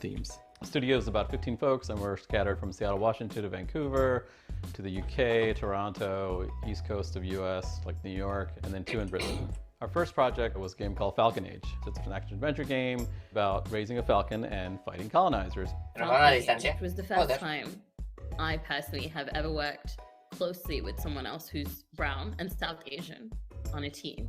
I'd been in the industry for about 8 years by that point, so that's actually pretty shocking when you think about it. And I think one of the great things about that for me was the kind of conversations you can have, the kind of work that you can do, and you're coming from a similar basis and a similar background and experience. That's why I was really excited about working on Thirsty Suitors. Hey y'all.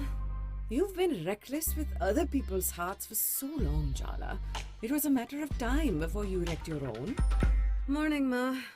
Thirsty Suitors is an action-adventure RPG about immigrant culture, resolving relationships, family pressure, and finding oneself. Timber Hills, our hometown. I still don't get why we're back here. Jala is an extremely relatable character for anyone who's really had that moment of moving away from home and then coming back. She sometimes isn't quite aware of the things that she's doing in terms of like hurting people. Maybe I should just call Tyler and get it over with. I mean, yes, Tyler's your ex-bestie, but she's also your ex. The ex. She's kind of a hot mess at the beginning of the game, and that sets up an interesting dynamic for the player to get to know each of her exes. Because your third grade boyfriend just walked in the door. What? Every time you battle one of your exes, they go into their own inner space, like a fantasy land. You look surprised to see me, Jala. Or are you just admiring the view? So the way we design combat is based on like a non-violent beating up of each other. What I consciously did was not to have any punches that connect. All the props are being used as thrown objects, or punches and kicks exist, but they only exist in the form of like a holographic fist that comes out. Come on, Sergio.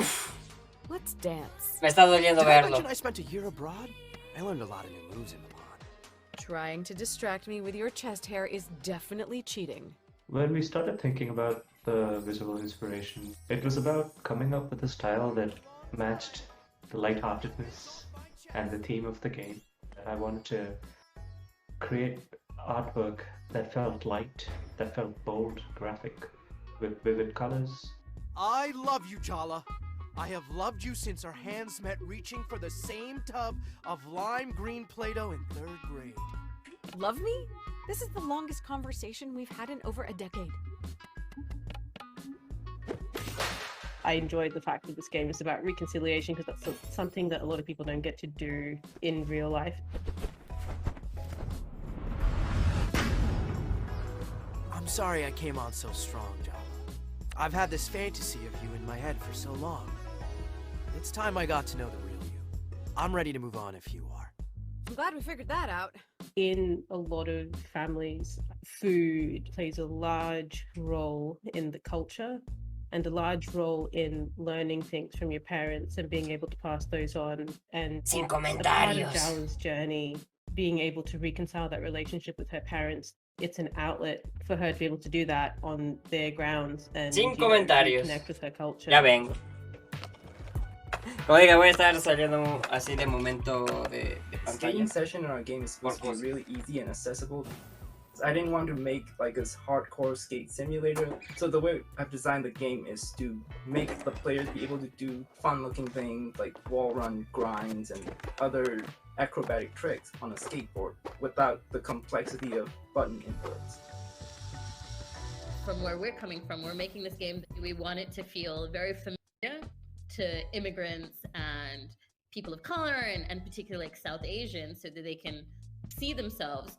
But I think it's also a very enjoyable act of like speculation. Ok, por suerte ya no tengo que anyone else, you know, come be part of salir. this. We're making a role. Lo malo que posiblemente haya The pleasure of bastante that ruido. is in inhabiting someone else and living their life. And I think that's kind of what we want to give players, this idea of being very grounded in Jala, this very Ya se va a specific caer esto. character.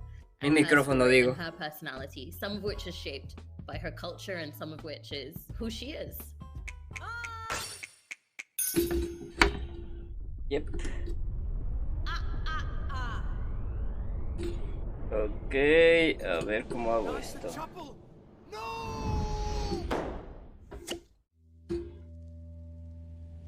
Imagine a world where the richest people on the planet move to Mars in the midst of a climate catastrophe. In the Cub, that's the question facing a child who has found a way to survive in the ruins of a mutated. What? ¿Qué pasa? Eso es cosa mía. But when the ultra-rich return on an expedition, they may get a lot more than what. ¿En serio? ¿Están teniendo problemas?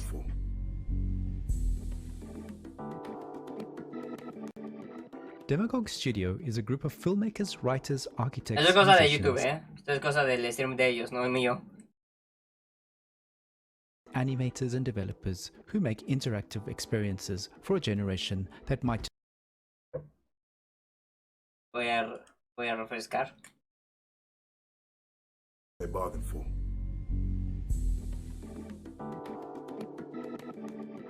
Demagogue Studio is a sigue group sabiendo of había filmmakers, problemas, writers, architects, musicians, animators and developers Madre who make mía. interactive experiences for a generation that Bueno, might que just esté en live to LATAM soy witness yo. the end times. We started experimenting with a couple of satirical games that led to Golf Club Wasteland, our first commercial success. Currently, we demagogues are working on 2 games, one of which is a prequel and sequel to Golf Club Wasteland, a 2D cinematic platformer called The Cub.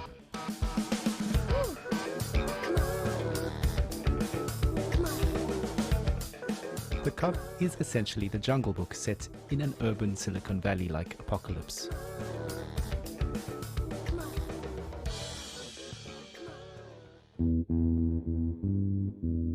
After the Great Climate Catastrophe, the ultra-rich have evacuated to Tesla City on Mars. The rest of us died. Estoy viendo los Years problemas later, bastante sabrosos when que a tienen en el research mission stream. revisits Earth, they spot a human-like mutant kid while playing golf. Upon discovering the cub, the science expedition turns into a relentless safari-like hunt. The kid ducks and dives through urban ruins. The little barbarian bastard has a plan. I'm the son of no one. I am the son of no one. No voy a molestar, pero voy a quitar While por si acaso traversing este this chat. vibrant post-apocalyptic world, the Que a veces cub el chat, wears a space helmet ocupa mucho, scavenged from a dead Martian. The helmet airs Radio Nostalgia from Mars, a radio station based on Mars, streaming music and stories of Tesla City dwellers' memories of their former home. Porque YouTube no sabe hacer. Earth. No deja hacer bien los streams. Por eso no hago stream en YouTube. Porque va de la pautada.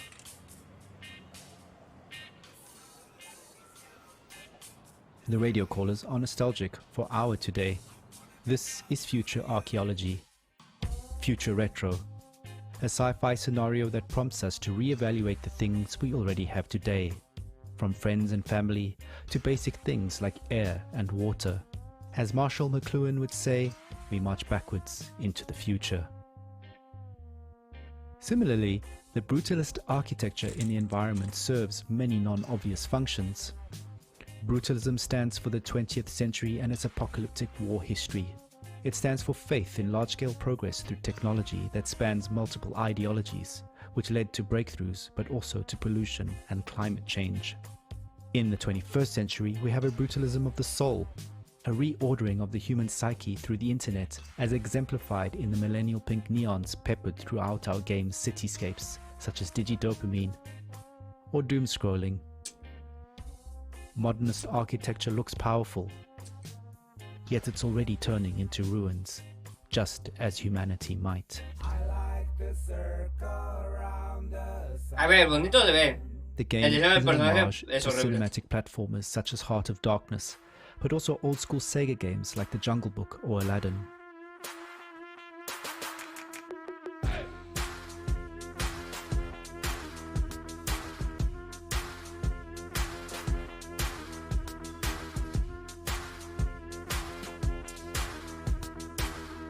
Further inspiration is drawn from classic literature, cinema and popular culture, a reflection on our commitment to storytelling and world building.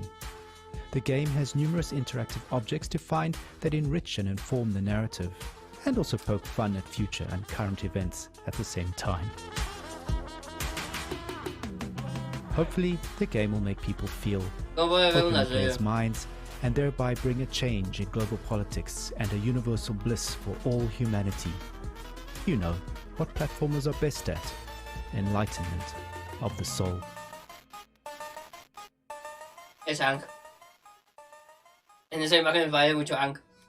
In 1998, the fates of two families converge at a motel in the Arizona desert, where a robbery gone wrong changes all of their lives forever.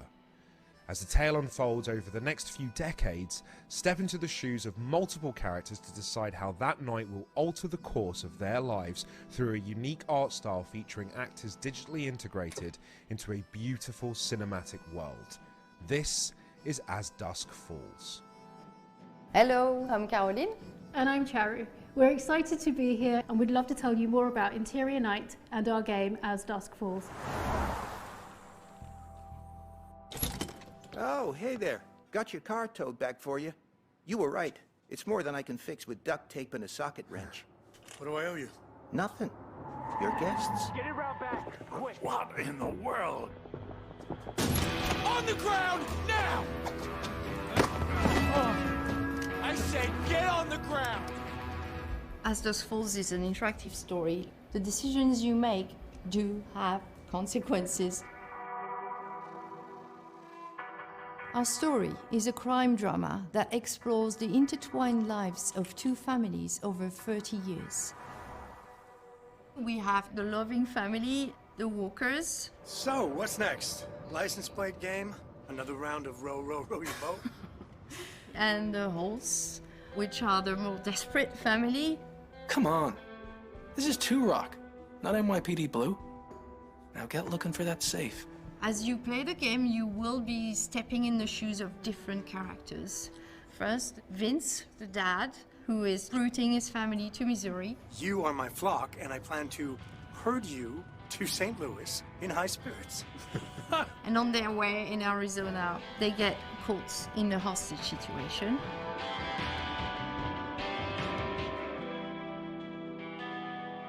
There's also Jay, who is one of the members of the other family, the hostage takers, so you get to understand the world from his perspective. Jay! What? Head out of the clouds, little bro. Look, there's enough cash in that safe to put the last few weeks behind us. We stay alive, we keep the house, everything goes back to normal. There's our third main character, who is Zoe. Daddy, are we gonna play? You bet we're gonna play. Who you see across the 6 chapters from when she's 6 until she's 19 and she's becoming this young woman. Hey. The visual art style of our game is unique, and it was crafted especially to tell this compelling story. It mixes beautifully painted 2D characters and sets them in an evocative 3D world. We filmed genuine and nuanced performances from actors to capture complex emotions and facial expressions. Players don't look at pixels, they watch people in all their humanity. When it comes about like writing the story, we work probably a bit more like TV. So it's a very long process. It's dozens of versions of script. So it's not a linear one version of the story. We have to think all the choices, all the narrative space, all the branches feeding into one another. It's kind of a 3D map.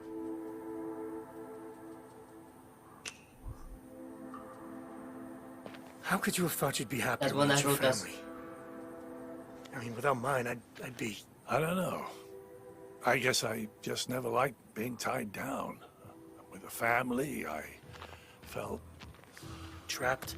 We wrote every character from a place of empathy, and we try not to be judgmental towards any of them. We try to understand each of them. And I hope the players will feel the same way and try to empathize and understand and relate with all of them. Did you get the money? Oh, we got it all right. Nice work, guys. Hold on tight.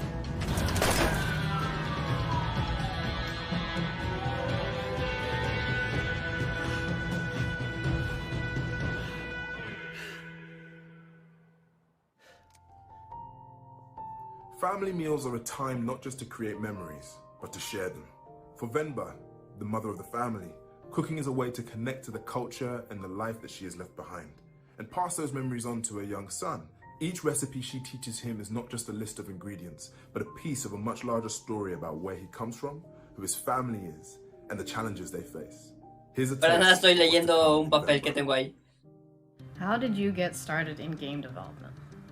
Well, basically, I took a quiz online to figure out what my career should be back when I was in high school, and after I did the quiz, it said I should be a video game developer.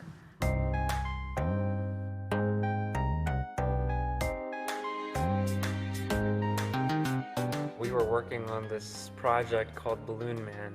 It was this Mega Man style boss rush game about this depressed superhero whose superpowers are only to make balloons. We were a couple of months into the project when Abby texted me this paragraph pitch of Venba. I remember the day I was eating at a restaurant with my mom and my sister. Venba. Venba is a narrative cooking game where you play as a Venba who moves to Canada in the late 1980s. But during this move, her recipe book gets damaged. So as the player, not only will you be cooking various South Indian dishes to restore these recipes, but you will also be exploring the story of this family and the unique challenges that they face. And the idea resonated with me so much. Maybe because my mom was there, I felt a connection to the idea because it's about a mother and a son. It was too compelling to not work on, so we decided to move on to Venba. Venba at its core is about the relationship between the mother and the son. One aspect that we wanted to touch upon was the loss of language. As Kevin grows up here and grows more assimilated, he loses touch with his mother tongue Tamil, and he adopts English instead. So as a result, the literal communication between Venba and Kevin is quite broken. And you can see this in the recipe book given to Venba by her mother as well, because in the travel, the words and the pages get damaged, so as a result, the communication between generations there too is quite broken. Venba, who feels a lot of guilt for having moved to Canada in the first place, doubles down on the things she holds dear, like her culture, her language, her food, the longer she stays here. So it becomes really important for her to fix the recipe book, because for her that's a way for this link to persist across generations.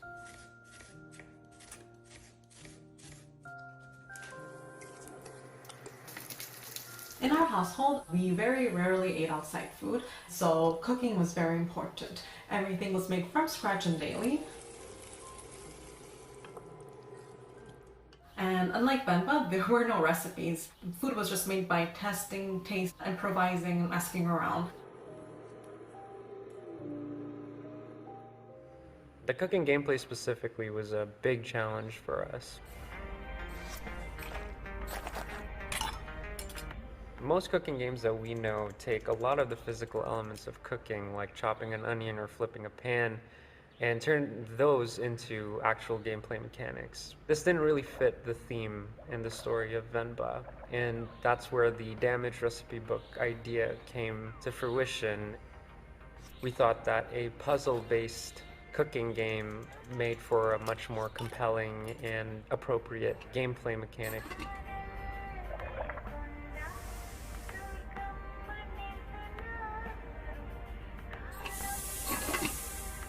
I wanted the sound effects to be really realistic and reminiscent of a South Asian kitchen. I recorded like the dishware that we use, some utensils, just items from the kitchen. But that also involves a lot of recording of actual cooking. I wanted the sounds to be very nostalgic for those that grew up in a similar background. Okay. I wanted this emotional impact to come across through sound. The music in this game, it primarily comes from an in-game radio influenced by Tamil movies and music that were a huge part of my life growing up. And we took a lot of effort to make sure that the songs sound like something you would hear back home when you would turn the radio on. It was the hardest thing for me to choose what recipes get showcased in the game. It's impossible to do justice to the wide range of dishes and cuisines that we have. Instead, I just focused on what recipes would make for fun gameplay puzzles and what ingredients would this family have living in Toronto. Even though the story of Venba is pretty firmly rooted in Tamil culture, we think it hits on some pretty universal themes. Ando un poco flojillo el tribeco. Digo, lo que quieren poner son como historias personales de los desarrolladores y todo eso. Pero no sé. Digo, no tengo nada en contra de eso. We're o sea, hoping muchos that juegos in the future vienen de we'll ahí. keep being able to tell these kinds of intimate stories through gameplay. You know, maybe it'll make you want to call your mother in the end. 2 years ago, the game A Plague Tale Pero realmente hablar mucho en estos juegos es complicado. A teenage girl living in 14th century France. As Amicia, you had to use courage and cunning to protect your 5-year-old brother Hugo from soldiers of the French Inquisition, swarms of rats carrying the Black Plague, and the supernatural evil coursing through Hugo's veins. Now, Amicia and Hugo are back in a new adventure called A Plague Tale Requiem. Get ready for hand-to-hand battles on ruined castles, thrilling adventures on the high seas, and yes, more rats than ever. Lo malo es que no voy a poder ver la de Freedom porque tengo cosas que hacer. De último momento salieron cosas que tenía que hacer.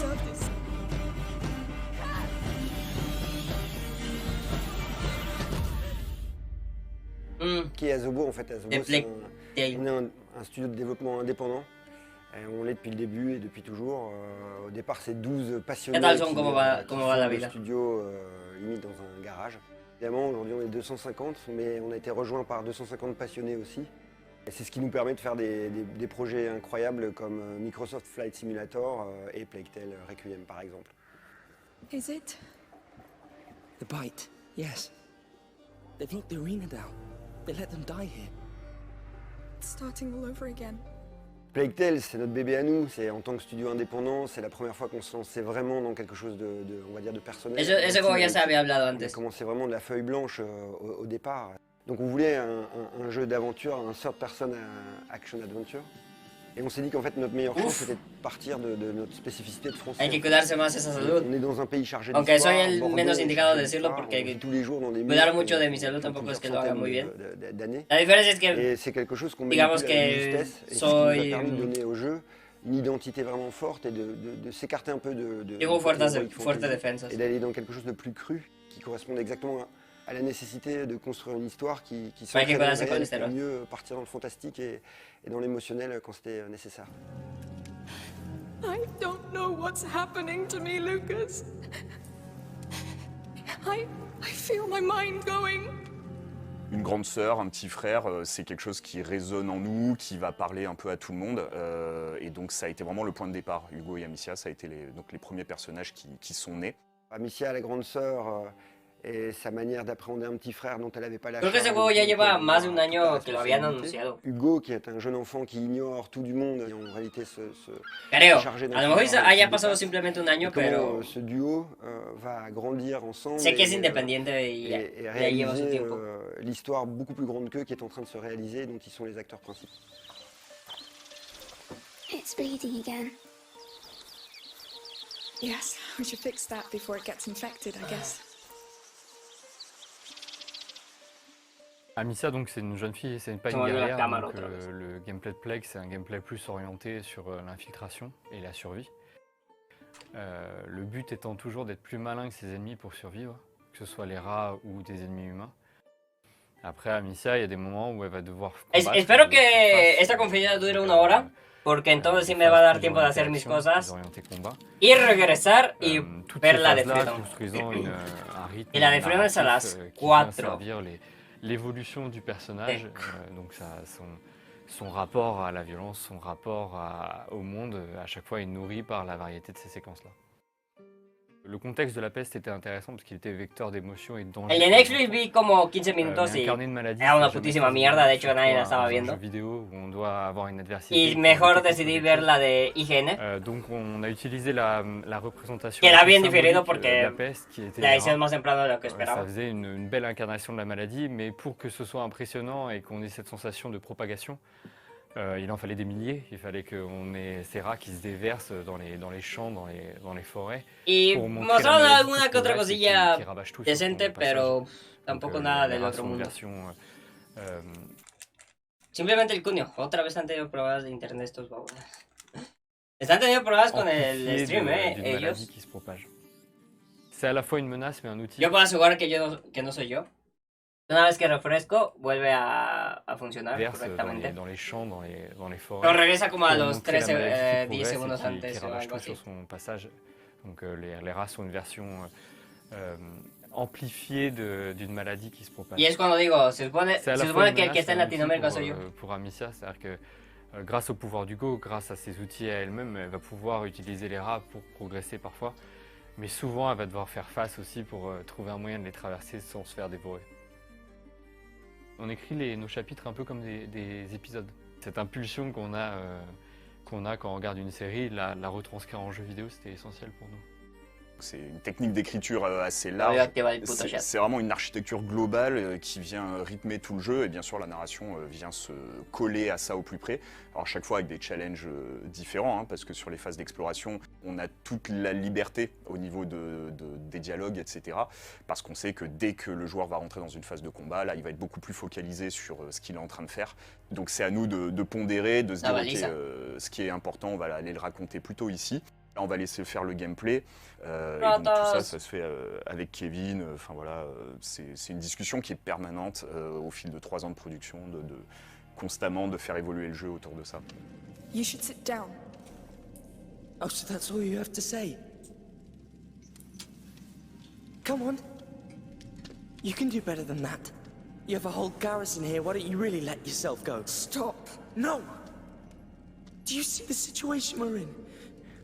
We were just supposed to get herbs. Faire plein de projets nous a obligés à avoir des outils à la fois à la pointe de la technologie mais très modulables.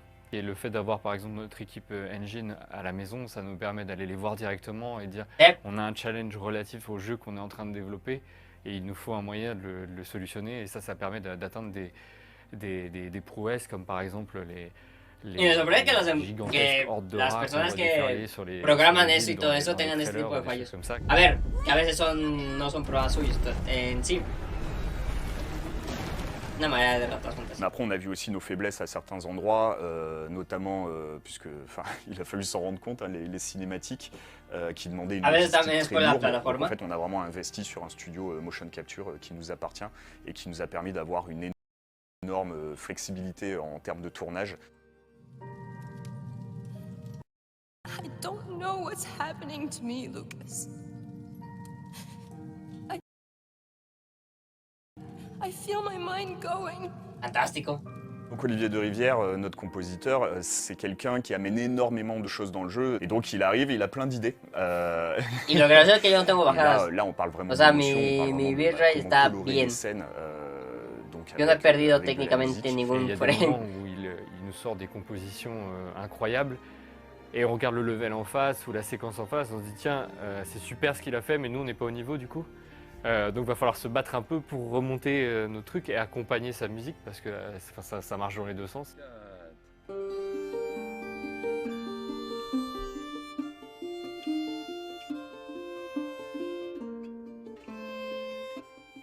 L'amour vis-à-vis de nos personnages, c'est une chose qu'on ressent nous au quotidien. Et moi je sais que dans le travail d'écriture, c'est quelque chose qui est fondamental. On veut rien faire gratuitement. On sait que le jeu peut être très très noir, très très dur, mais il y a toujours une raison à ça. Gracias, ya nos spoilearon técnicamente el final. Logique.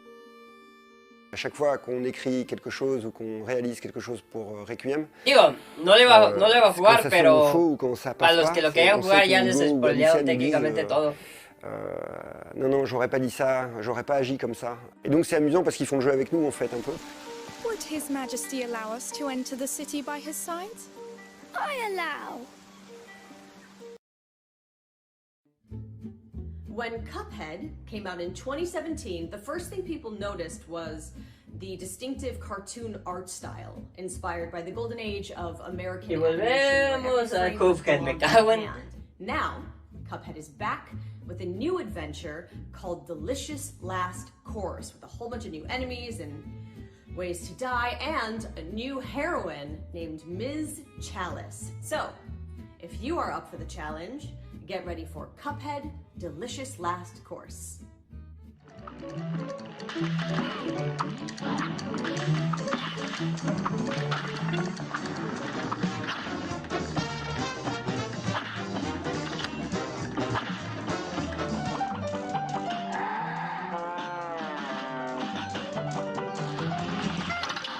After the first game released, we had that itch to go back and revive some of the...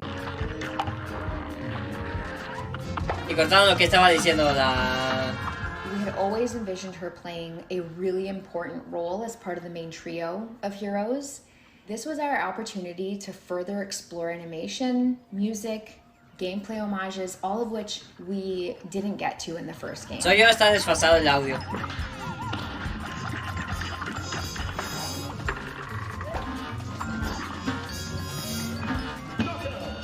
The origin of the original Cuphead character, we probably went through about 300 concepts. O del video, no del juego, Began del video, de la... in the 1930s tradition of giving inanimate objects faces and personalities. We really wanted to create a central character that could sit alongside some of the iconic, joyful heroes we loved growing up, like Felix the Cat and Mickey and Bimbo. And then one day we just had one of those amazing aha moments when a loose sketch of a silhouette of a cup and a straw began to take form that would eventually become Cuphead.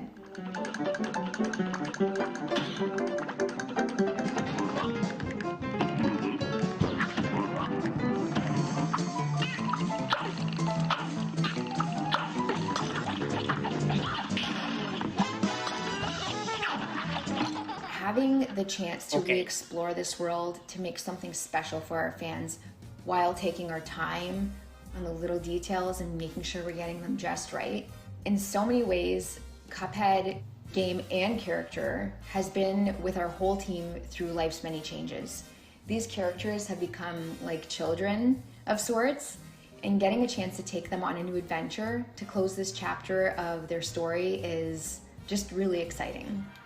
For there's a new challenge waiting around every corner on the amazing DLC Island.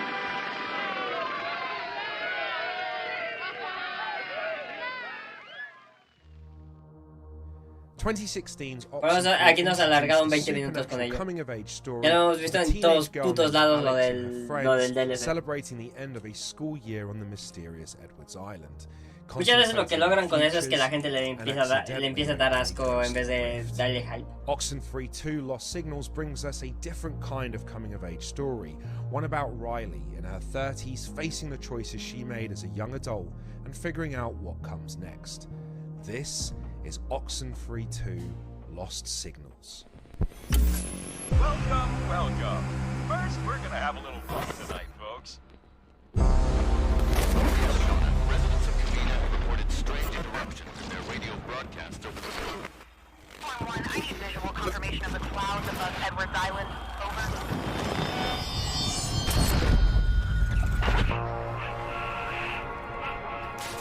Y tenía ni idea que existía el 1. Bit of a leap there. We could climb down here. Also, it might take a little longer. I just don't think we can make the gap. I can make it, probably. Can you? Because... Well, we'll see, won't we? Te va a romper las piernas. Riley! Riley! What I think ¿Cómo se le ocurre saltar sin tomar un poco de impulso, por favor? Are these characters? It's all about the characters. The characters of Oxenfree are intended to feel like people Con that eso me perdí you un would poco, know. You're invested in their well-being. The issues that they deal with are ones that everybody can relate to. What does it mean to lose somebody that you love? What does it mean to be entering a new moment of your life that you're totally unprepared for? It's open-ended enough that you can always ask yourself, what would I do in this situation? Watch your step. I don't think this was meant for tourists. It's, sort of pretty, in a way. No, it's amazing. In another life, I would have been a geologist. Or took at least an intro to geology course, you know? Her father, dealing with a whole host of new characters that are along this coast. Hay esos sabrosos problemas técnicos que están teniendo. Walk to and from practically any point in town completely underground. Have you, been down here before? Me, personally? No. Some of the kids do.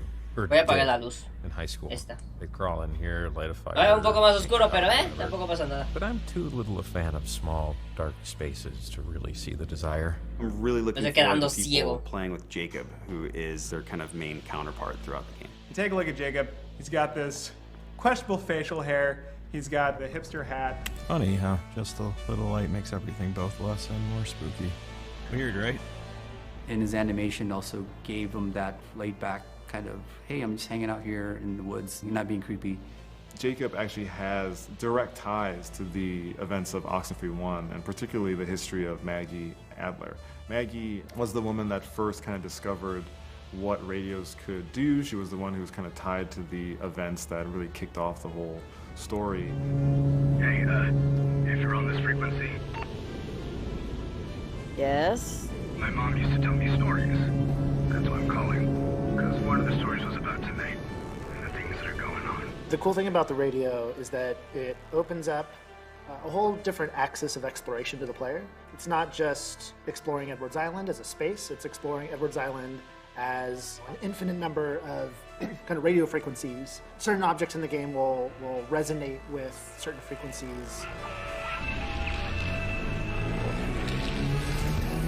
Distorsiones en la realidad, perfecto.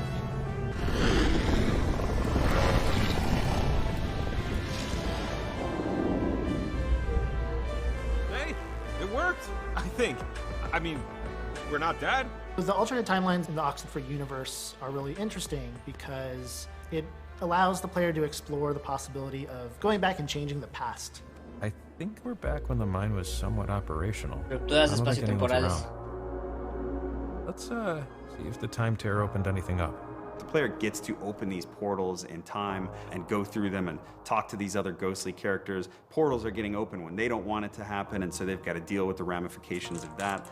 Portals are fascinating, very beautiful, very mysterious, but ultimately very dangerous. Jacob? The stakes are very high for this one. One, we've got a new set of antagonists who are actually actively trying to open a portal on their own for some nefarious reasons. But two, while that is happening, we're seeing tears in time. Those tears are allowing things from completely other timelines to start coming in and out of our timeline. It's going to be much less about some localized little thing in this town, and it's more about the fabric of time and space kind of melting down. I mean, look, when you're messing with the time-space continuum, that's just a bad idea. Riley, come in, Riley. Can you hear me? Riley? Riley, are you there?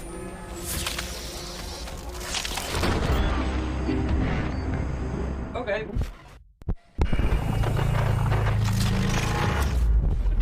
Curioso. In Immortality, created by Sam Barlow, full transparency, I'm a huge fan of his previous games, Her Story and Telling Lies, you don't just find one, you find 3 unreleased films spanning over 3 decades, and they all star Marissa Marcel, who has since disappeared. So, can you watch footage and behind-the-scenes clips and interviews to piece together the mystery of Marissa Marcel? This is Immortality.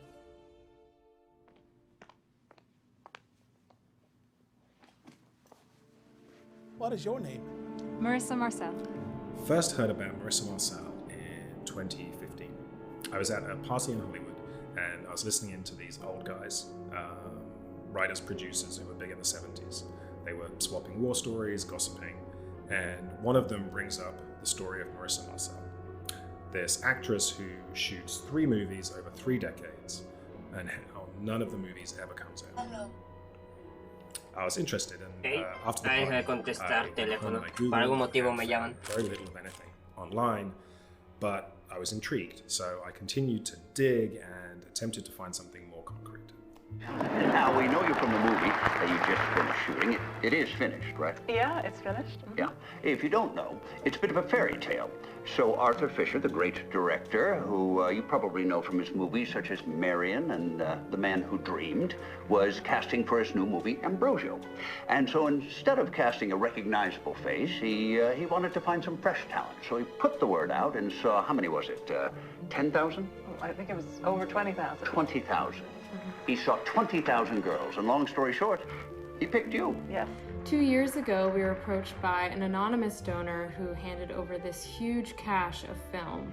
In it was footage from rehearsals, behind-the-scenes B-roll, and completed shots from the shoots. As far as we can tell, this is everything that remains of the 3 Marissa Marcel movies. Before I go, I would like some token of our friendship.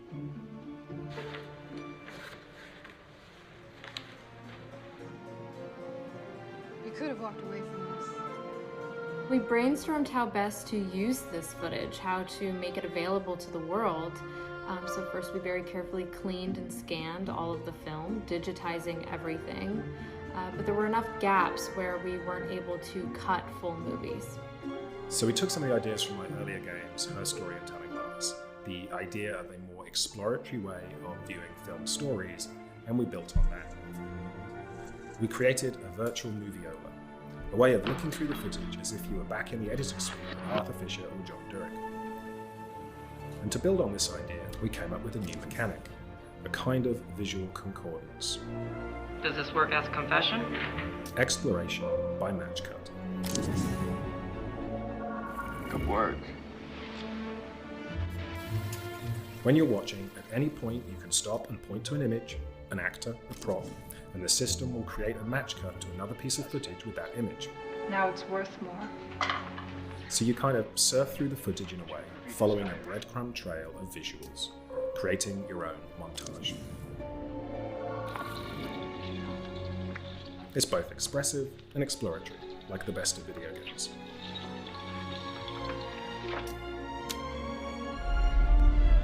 When you have a situation like this, where no one really knows what happened to Marissa Marcel, people tend to fill in their blanks. Their imagination goes to dark places. I would not use the word haunted.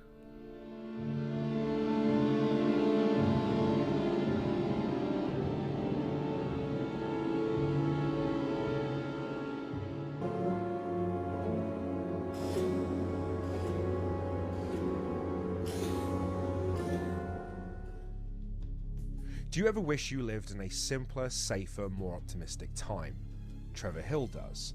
He lives in Arcadia, a utopian American town in the 1970s where the future seems brighter than ever. Like the other citizens of Arcadia, he is a contestant on a reality show where viewers are secretly judging his every move. When Trevor learns the truth from a rogue technician, he goes on the run. But how do you escape in a world where everyone is always watching? En American Arcadia, nada es lo que parece. Now in its 55th season, American Arcadia. Y es que Arcadia es en realidad el reality show más visto del planeta y está gobernado por rankings de popularidad. Control subject on the run on camera 4025. Interrupt broadcast immediately. Bienvenidos a Arcadia, una ciudad retrofuturista de los 70, donde todos los ciudadanos disfrutan de una vida de confort y de lujos sin saber que están siendo grabados las 24 horas del día. Para nuestro protagonista, Trevor, que vive una vida simple, aburrida y feliz, esto es un problema. Life was mundane. Y cuando descubre la verdad, tendrá que escapar de Arcadia. Stop immediately. Run! Keep running, for God's sake! Por otro lado está Ángela, es el ángel de la guarda de Trevor. Es una hacker dispuesta a todo con tal de salvar a una persona normal, por el mero hecho de hacer el bien. The hallway to the server room is tracked by 3 surveillance cameras. I need to get close to the cameras and upload the loop footage from my cell phone. Uno de los puntos fuertes de American Arcadia es la dualidad entre Ángela y Trevor. Y eso también se ha intentado transmitir en cierta manera al gameplay. Get over that crane, Trevor, quick! The crane? Yes, trust me! Oh no.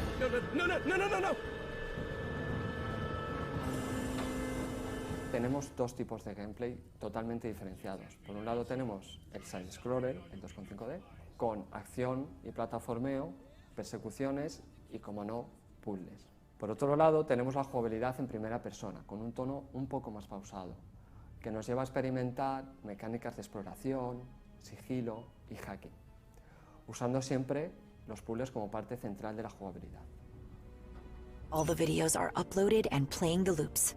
I can enter the server room now. Y bueno, para American Arcadia las referencias visuales más inmediatas son el show de Truman, la fuga de Logan, el prisionero y algunas otras. Lo cierto es que muchos de los miembros del equipo nacimos y crecimos durante la década de los 70, por lo que no hemos tenido que ir muy lejos a la hora de buscar inspiración y referencias visuales, puesto que la mayoría las llevamos ya dentro de nuestros propios recuerdos. Muchos de los programas de televisión, series, concursos, etcétera, que veíamos en nuestra niñez, pues están presentes de alguna manera en American Arcadia. Una visión bastante brillante y colorida de lo que serían los años 70. Los personajes, los ambientes, incluso el mobiliario, representan esta versión utópica y bastante kitsch de una ciudad de los años 70.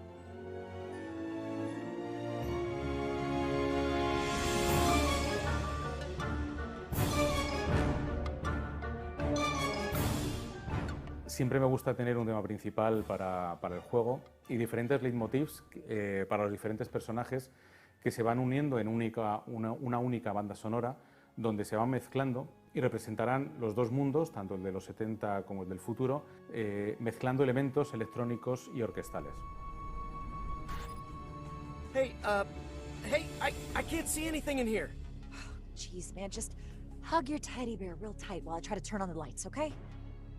Okay, is that better? Now, let's try to find a way out of here.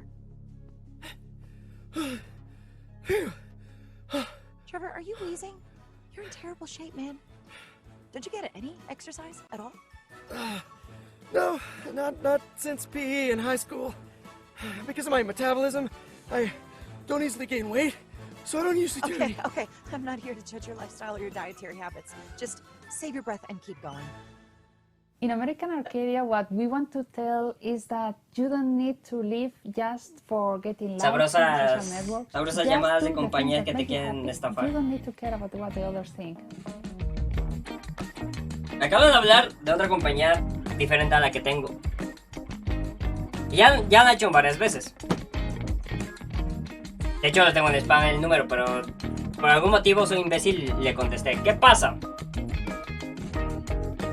Que me estaban dando una promoción, pero no me están diciendo qué compañía.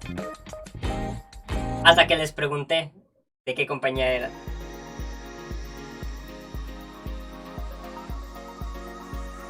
Y luego me querían echar la culpa a mí de que por qué le estaba aceptando todo esto. ¿Por qué les di tanto tiempo para eso y darle explicaciones? ¿No les parece maravilloso cómo hacen algunas compañías en Latinoamérica esto? Luego se me ponen dignos. Como que, pues vale. Welcome back to GameSpot's coverage of Summer Game Fest 2022. We just got done watching the Tribeca Game Spotlight. I'm here with Devontae Chisholm. Hi. Welcome back. World premiere. Devontae's face. And I'm your host, Curtin Davina. Oh, no, volvieron It's estos such a tipos. pleasure to be here with all of you viewers. Now, we just got done watching Tribeca, and let me just tell you, I was trying to find the words for this before we got started with Tribeca, because I think what Tribeca does is really interesting. And I was struggling to be like... Bueno, creo que ya terminó. La cosa. Me estaba diciendo que una oferta, pero no me estaba diciendo qué compañía, hasta que le pregunté qué compañía.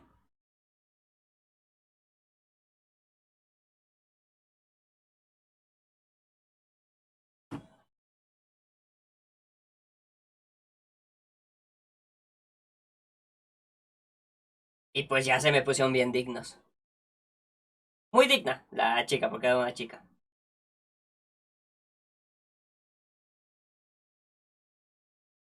Pero en fin, parece que ya acabó esta. Que sí se llevó una horita. Ya no vi lo último por esta llamada. Tenía ganas de pelearme con esta persona. Porque quisieron hacer lo mismo que la última vez. No le salió. Y se ponen digno. ¿Qué es lo más gracioso, no? Que descubres o sabes quiénes son y aún así se ponen dignos cuando ya no te dicen nada. Porque ya cuando le pregunté, no, es que esto es una oferta de portabilidad, ya después de que le pregunté exactamente de qué compañía me hablaban. Maravilloso. En fin, corto otra vez. Voy a hacer unos encargos. Rápidamente. Y espero poder volver a la hora del Freedom, que es dentro de una hora. Y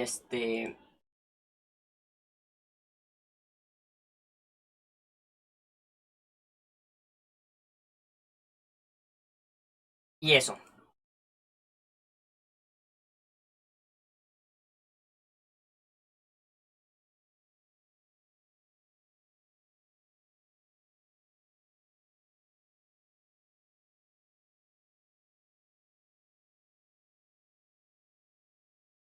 Así que nada, los veo en un ratito.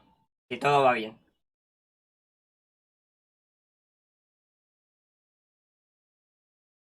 Debe de estar más atento a las horas. Mañana no voy a hacer porque mañana es una putísima mierda lo que va a haber. Así que mañana no voy a hacer stream de la E3n. Porque mañana no tiene nada que ver. Uy.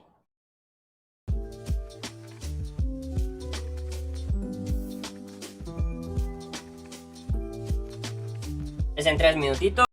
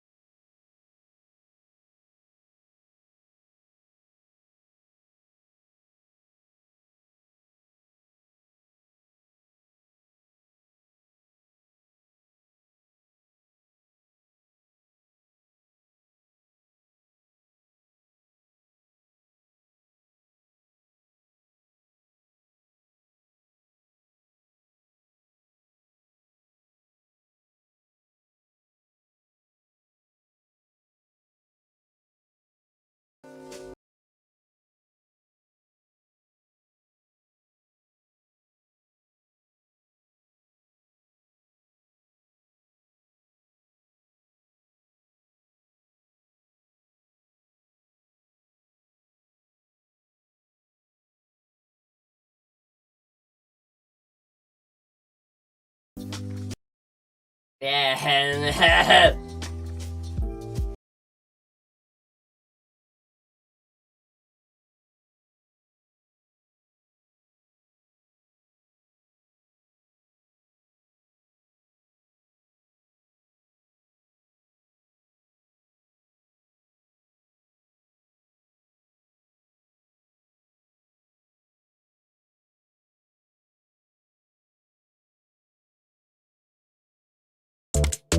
Está Freedom. Vamos a ver qué trae Freedom y ya después ahora sí me largo. Debe estar más atento a las horas.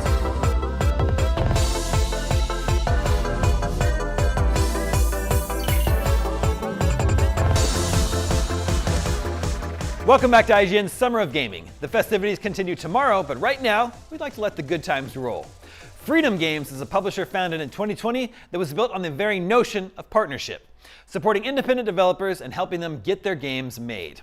In partnership with Freedom Games, IGN is proud to present a showcase of all the upcoming games they've got in the works. Enjoy. Okay, a ver. It was always a dream to, well, make a video game. I guess everyone wants to do that. You really want to make fictional worlds. You really want to make your own universe. So we decided to leave everything. Eso. Muestren cosillas, muestren cosillas. Rápido, fast. Passion project turned into having a small staff and full funding. There's a lot of firsts here in this project. We knew it was like kind of way more than we could handle, but if we just work hard and put our minds to it and make the game we want to make, we think we can be super successful. Eres muy fan de Fantasy de la antigua. Donde los dos eran super enormes mientras que tú eras un monigote de unos cuantos píxeles.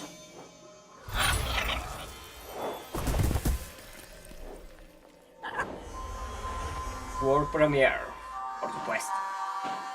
Se volvió totalmente meme eso.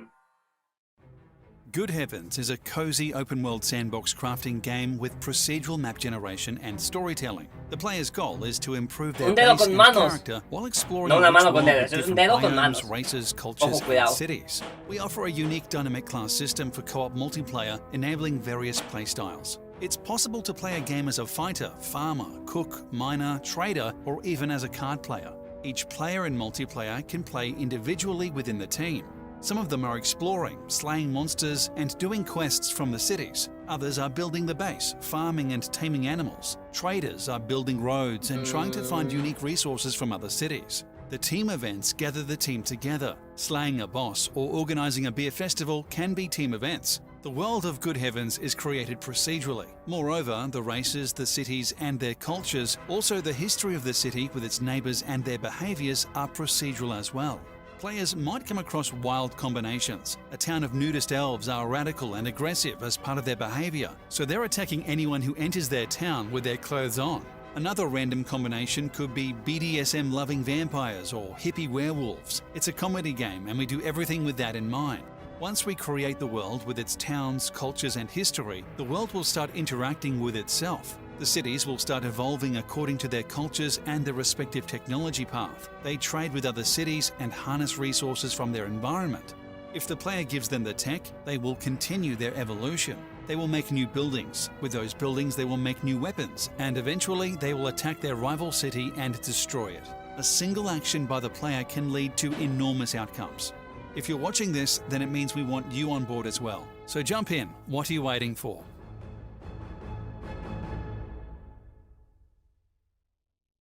Okay, you have it. Interesante. I would say that it's an endless comedy engine that you can play forever. You can play Good Heavens in a casual way or in a hardcore way. It's up to you. The game has a massive scale map. We have different biomes and we have different resources and animals and monsters on each of these biomes. And we have also this NPC and cities layer on top of this. So you can build your own base. You trade between those cities and you try to find the balance in this world in the end. And every time you restart the game, there is a new challenge waiting for you. Some of A lo que them supone like que as es a lo more veo bastante developed city, ambicioso. and they go into a Puede small funcionar, town, and si then está they bien become hecho, va a funcionar muy larger bien, y town, si está and mal then they hecho, become a city, va a and then ser at una... the end, they became muy... metropole. pero But muy... in order to arrive into that latest stage, they need to find all the resources that specific culture is requiring to evolve. You're trying to find out what's going on. You get quests from them, and then for yourself, you try to improve your base, improve your character. So you kill some monsters, you hunt for some animals, and you craft some things for your base and yourself. And every time you restart the game, you find that these races and cultures are different from the previous game. And there's some kind of a new story in between them. That's the procedural part of the game. These cities will have different ambitions, they will have different relationships with each other, and you will find different quests in each time you restart the game. It enables you to tell different stories every time you restart the game. I mean, we don't want a linear game that's the same every time you play. I mean, the magic of procedural generation is to give you a different challenge every time. So you're building your character, and you might try to build a farmer character, for example, or a warrior character, or a trader character. Starting with the biomes, each of these biomes can hold different races, and each of these races can have different cultures. Depending on those cultures, they have different buildings and classes in those cities. So those guys you can trade with, take quests from, and just go into some dialogues with them and try to find out about the rest of the world. So depending on how you start the game, a single player or 3-player or 7-player, the difficulty of the game will change. Our procedural generation works quite well. I was afraid that it wouldn't be this easy to handle a huge map like this. It would create some problems. The second thing is the combat system we are developing right now is somehow better than many of these current multiplayer crafting games, I would say. It's been around a year since we started working on the early concepts and research about procedural generation. It took us some time to overcome some of these technical challenges. We're not the first overcoming those, but it took some time nonetheless.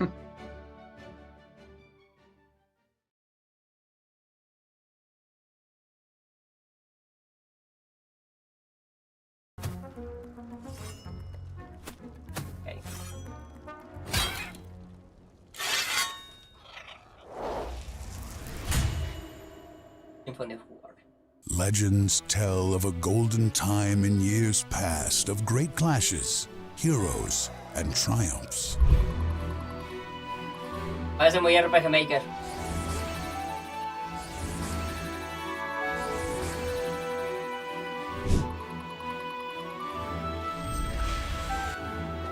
Ok. Siéntate en mi cara, el personaje.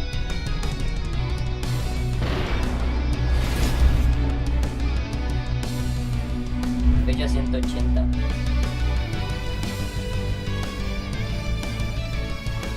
Ah, pero tú puedes armar tus propias 40 horas de campaña.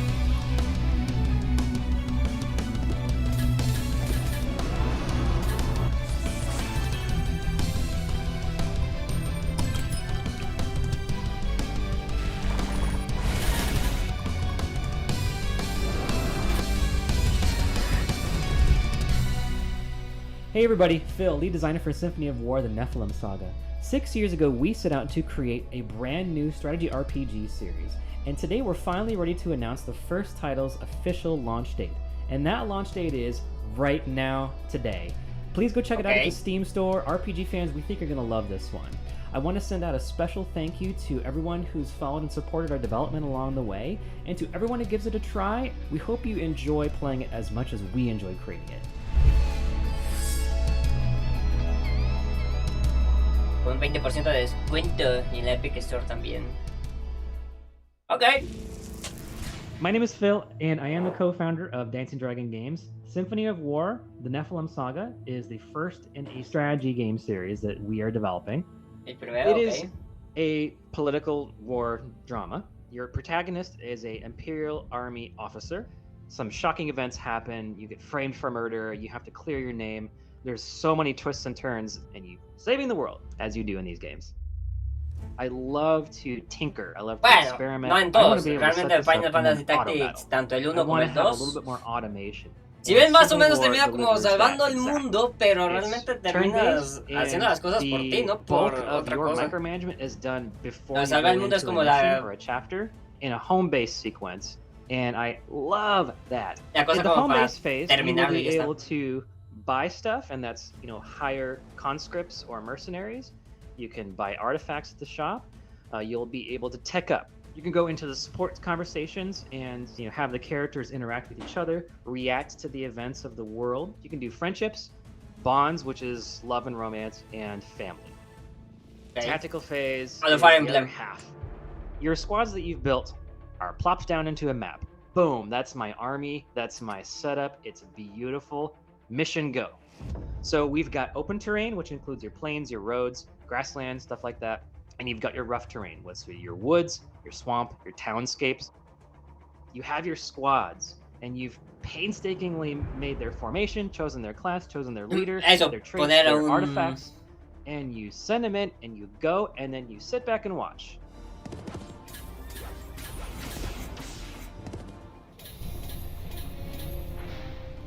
The enemy is pretty clever in this game, I gotta say. Hats off to my programmer for that. So, I love the classes. Heavy infantry, heavy cavalry, light infantry, archery, firearms, magicians, support, and dragons. You start at tier 1, and then the ultimate is your tier 4. You start as a piddly little guy with leather armor, and then you upgrade to a guy that's a little bit cooler. Now he has full plate armor, and then you upgrade again to a guy that's really decked out in awesome, like, gilded armor. Out of 50 classes, I think we've done a really good job of getting a really big wealth of pixel art that we can use, and it's beautiful and very well animated. Yeah, class system looks Aunque se torna un poco con ese dibujo dibujo estilo más western. Will delight you and things that will crush you. It's just very visceral. The world set and the characters and the history, it's all years Yo con and years poquito con el I pixel want art y this game el... to really convey y el dibujo that it is an occidental. expression of myself. I know how magical that feels to kind of be whisked away into a fantasy world. Trust me, it's awesome.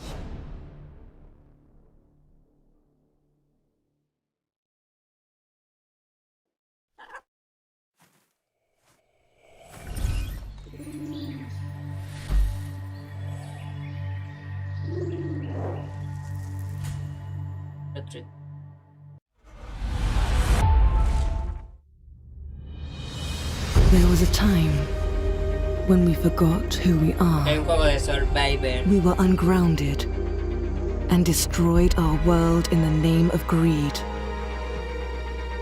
Aquí se le fue un poco a la puta el audio, está muy alto. We remember. We remember that we are not in control of nature, but we are part of it. The world is our healer, and we are grateful. We are grounded by the air we breathe and seek balance with nature. ¿Y cuál es la explicación de podemos materializar cosas We are not separate from the universe. We are an awareness of ourselves. por el reloj. Every grain of sand, every forgotten star in the night sky, and every ray of life-giving energy is part of us. You are here to survive, and you are here to find this wisdom. There is a stillness waiting for you. Go and find it. Retreat to NN.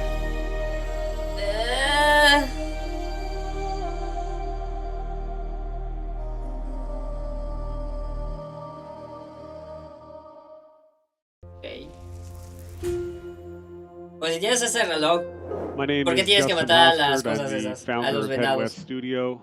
Directamente and después te we're das making a game called Retreat to Enin. Retreat to Enin is first and foremost a survival game with a more relaxing angle to it and a little bit of mindfulness mixed in. I was trying to make a Zen kind of experience, and I'd never seen that in a video game before as a core mechanic. Your abilities in the game are attached to your spirit level. If your spirit level drains, your health starts to drain, and you lose the ability to do things like light a fire, craft items, sprint, hold your breath underwater for very long. So you need to keep your spirit level up in order to be more effective at survival. And the way that you keep your spirit level raised is through meditation. Meditation's had a profound effect in my life.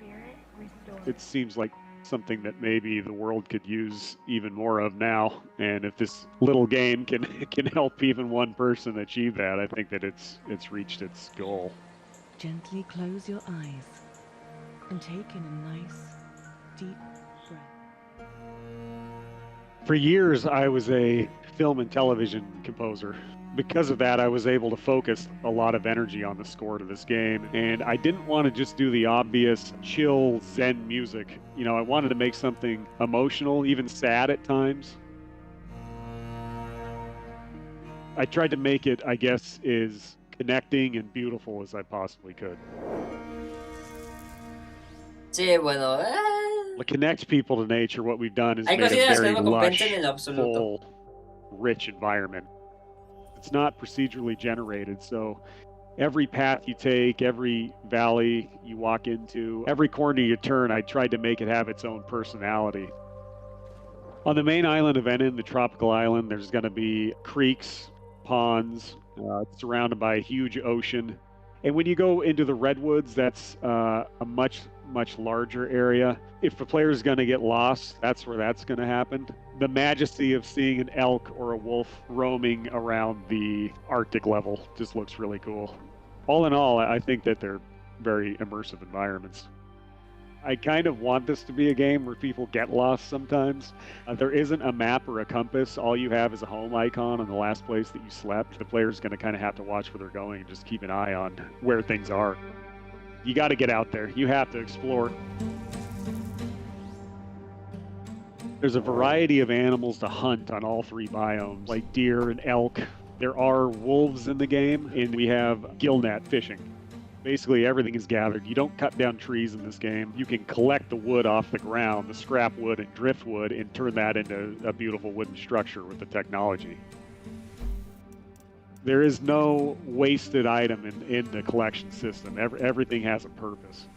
It's a hope and a dream that maybe someday the technology that we're developing can actually help us live closer to nature and not continue removing us further from it.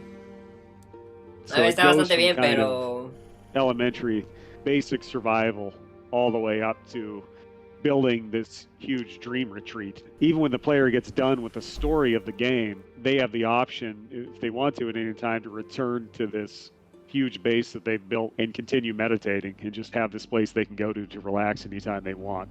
Begin meditation. I want this to be a game where people just escape to their second home away from home and just be in this peaceful environment that they use their creativity to build. And they're a part of the environment and not destroying it.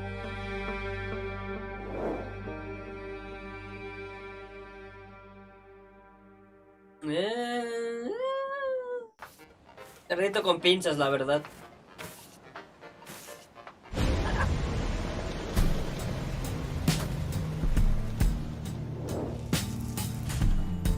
Creo que empiezo. If you find this tape, I beg you, listen to it carefully. My name is Elise. I recently settled in the village of St. Exel, a quiet and isolated place near the sea. But during the annual fair, something happened. Armed troops attacked the village and tried to kidnap us all. I barely escaped, only to wake up completely alone. Stuck inside this place that doesn't feel like home anymore. I am starting to lose all sense of reality.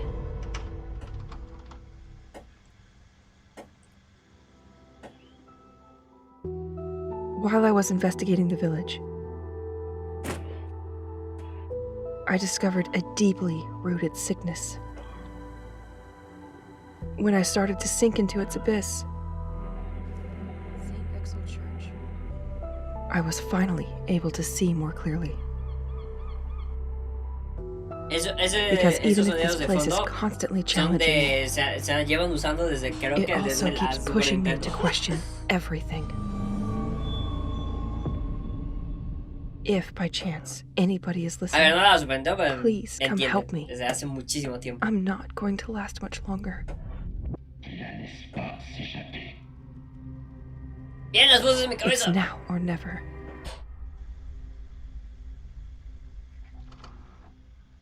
Okay.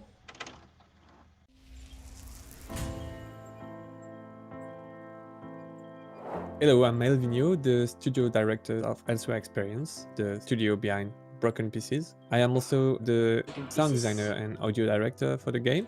Broken Pieces is a game that's set in a coastal village in France. It's an adventure game where you play a character named Elise. There's like some kind of paranormal phenomena that are happening inside the village and she cannot escape. Se llama esquizofrenia. Our goal for the game was to really catch the attention of the player, and to do so we had to do something inside a world that's feeling very real, something that's tangible. You try and make the player believe in something and then you switch their perspective.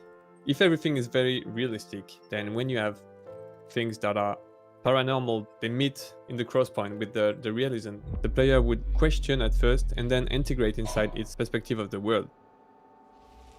What we really wanted the player to feel is the anxiety and loneliness that the main character Elise is feeling. Si medio mundo se anda quejando de que sienten eso. Sensation to communicate.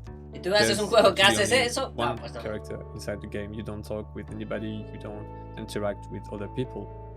You don't have music. When you want to play music, you actually have to use the tape player inside the game. And I think that's what life is about too. Sometimes you listen to music because you want to break this loneliness. Because there's so many moments where you don't have music.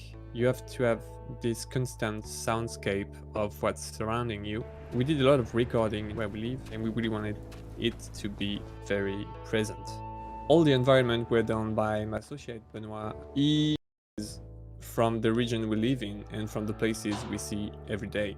All the architecture surrounding us are not seen a lot inside the video game industry. No, ya llevan 20 minutos. Puzzles. We are a very huge fan of puzzle games, of course, and puzzles are very interesting because they give you the opportunity to insert story inside it. They give you the opportunity to talk about things that interest you, and they give you the opportunity to use the world fully and the exploration and the space you are in. The game is pretty unique, you know, the features there's inside it, the way we made things is very ours. We didn't compromise on that. Thanks a lot for checking out Broken Pieces with us, et on espère que vous serez au rendez-vous. Merci. Okay.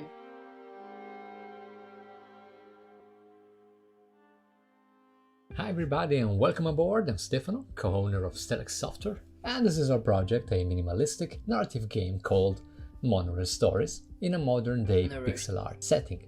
So what's the game about? Well, the game will star two different protagonists, Sylvie and Amal, who live in different cities and travel each day on the same monorail. But they never meet because they travel at different times and opposite directions. Along the way they will meet different people and make different choices, but they don't know they are sharing a common story. Because what one character does on his route has consequences on the route of the other character. So every choice the player makes will have repercussions, every choice will bring the player to a different story and to a completely different ending. But what does this game have to offer? Well, so first, the game has a story mode with branching storylines and multiple endings, but we also want to offer something new and not common in this kind of games. So we decided to add an innovative asynchronous multiplayer mode, where what one player does on his turn will impact how the story plays out for the other player. And last but not least, we also want to offer a kind of endless story mode with new contents added regularly. Vale. Okay, that was it. Thank you for traveling with us, and I hope you enjoyed this short first ride on the monorail. Kickstarter. I'm Stefano. Welcome Stefano, aboard. te llamas Rey. I'm co-owner of Stellax Software. Very small husband and wife game studio.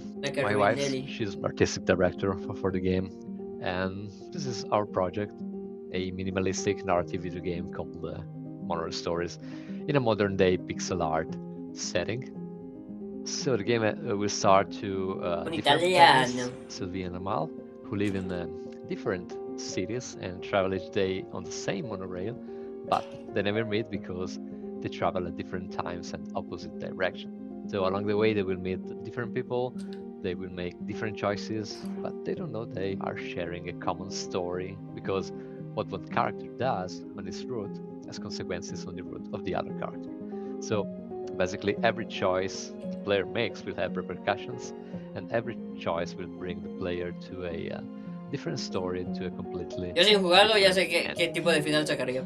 We have around 10 different endings. Y ya sé qué ruta tomaría. The funny thing is that each ending is so different one from the other. We're really surprised at the players. It was a huge challenge for us because we tried different ways to manage all these different paths that the player has. And what we find out really to focus everything on the relationships with the other commuters on the train. Monorail Stories is really about ordinary people in extraordinary everyday stories about commuting, human relations, and destiny waiting to be discovered. In a world where everybody's screaming so loud, we love to whisper. So we really want to give this kind of experience to players. The game not only can be played, of course, in single player, but we added this innovative asynchronous multiplayer mode for 2 players. Well, in the multiplayer mode, 2 different players take turns controlling the 2 main characters. It's cooperative, so we share the same experience, but the choices made by one player during his turn will impact how the story plays out for the other player. Be able to play with a friend of yours or with a complete stranger and share the journey together, knowing that your choices will impact somebody else's game. That's what the game is about. This multiplayer mode, you can play it online, or you can play it on Twitch. The streamer plays as one of the 2 main characters, and one of the viewers can join the game and play as the second character. So really be able to participate together, so play together with the stream. We spend a lot of time working on this plugin because we really believe that adding the multiplayer mode to narrative games will really bring something new and fresh and exciting to the experience. Entonces ya no es tan... You have simply, the characters can only move left and right, they have a button to interact with everything, so it's very easy to play. It's really a game to enjoy. Our idea really came up from our daily commuting and trying to imagine what's the story behind all the passengers, all the Aquí veo lagunas. If I start talking with somebody of them, will my life change? Will their life Digo, para jugar en change Twitch too? bien, pero It's really veo a game lagunas. for pondering Veo bastantes life lagunas. that explore intense and touching stories. Simply enjoy. Ya es tan simple. Para Switch también. O sea, apenas está en Kickstarter, o sea, ni siquiera está en...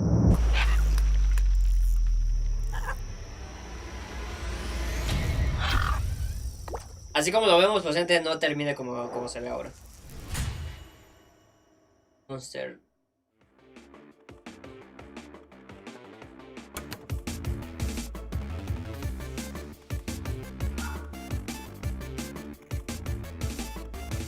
Bueno, open world.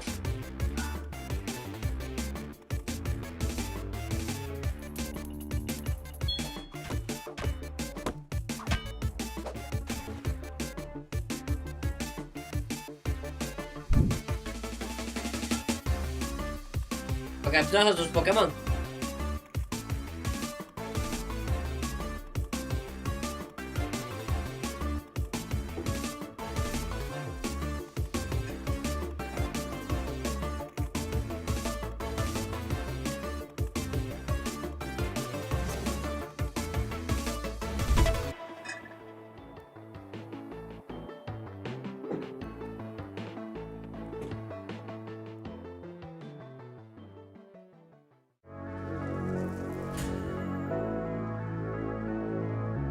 My name is Reese. I'm the creator of Boundless Games. We're currently working on Monster Tribe, which is an open world RPG. It's a monster catcher game in kind of like a futuristic native tribe type of setting. What sets this game apart is we decided to go for more of a team-based battling combat, and so you actually use your entire team throughout all battles. And Porque hay juego exploration que elements capturas monstruos that I es find literalmente maybe aren't explored in no van most a games. decir Pokémon y ya está. Through exploring the environment, you're going to come across a lot of secrets, whether that being treasure or resources or materials that you can use. There's 4 types of gathering you can do. There's harvesting, fishing, wood cutting, and mining. This system helps to give a sense of collection and accomplishment, and almost adding a grinding element to our game. This is our downtime, our off time, to offset the balance between battle after battle. What makes this game open world and non-linear is you can tackle any of the areas in the game at any point that you want to, and you can take them on in any order you'd like.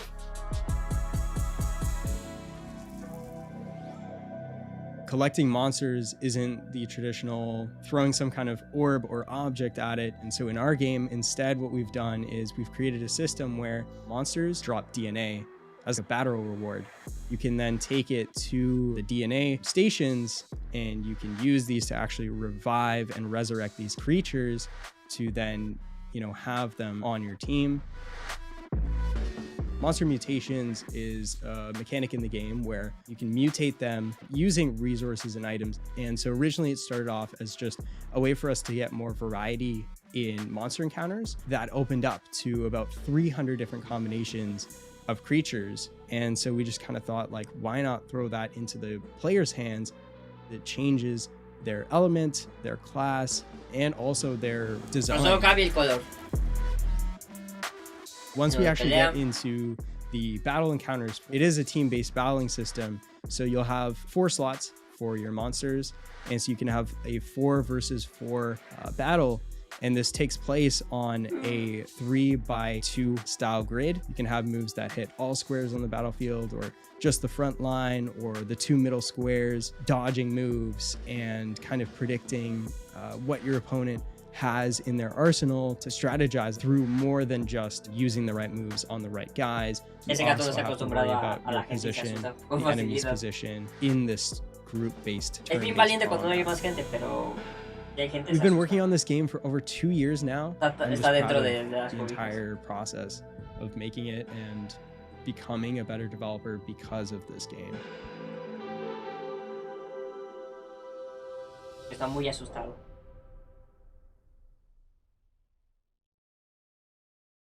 Podría estar bien. Podría.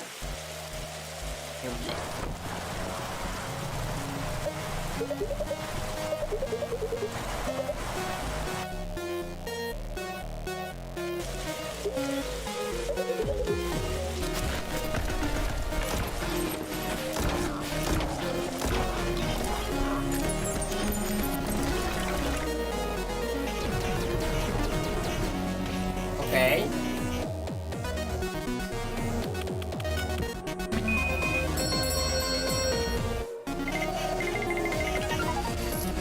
Me gustan esos juegos donde combinan el meterte en dungeons, en este caso, y vender cosas.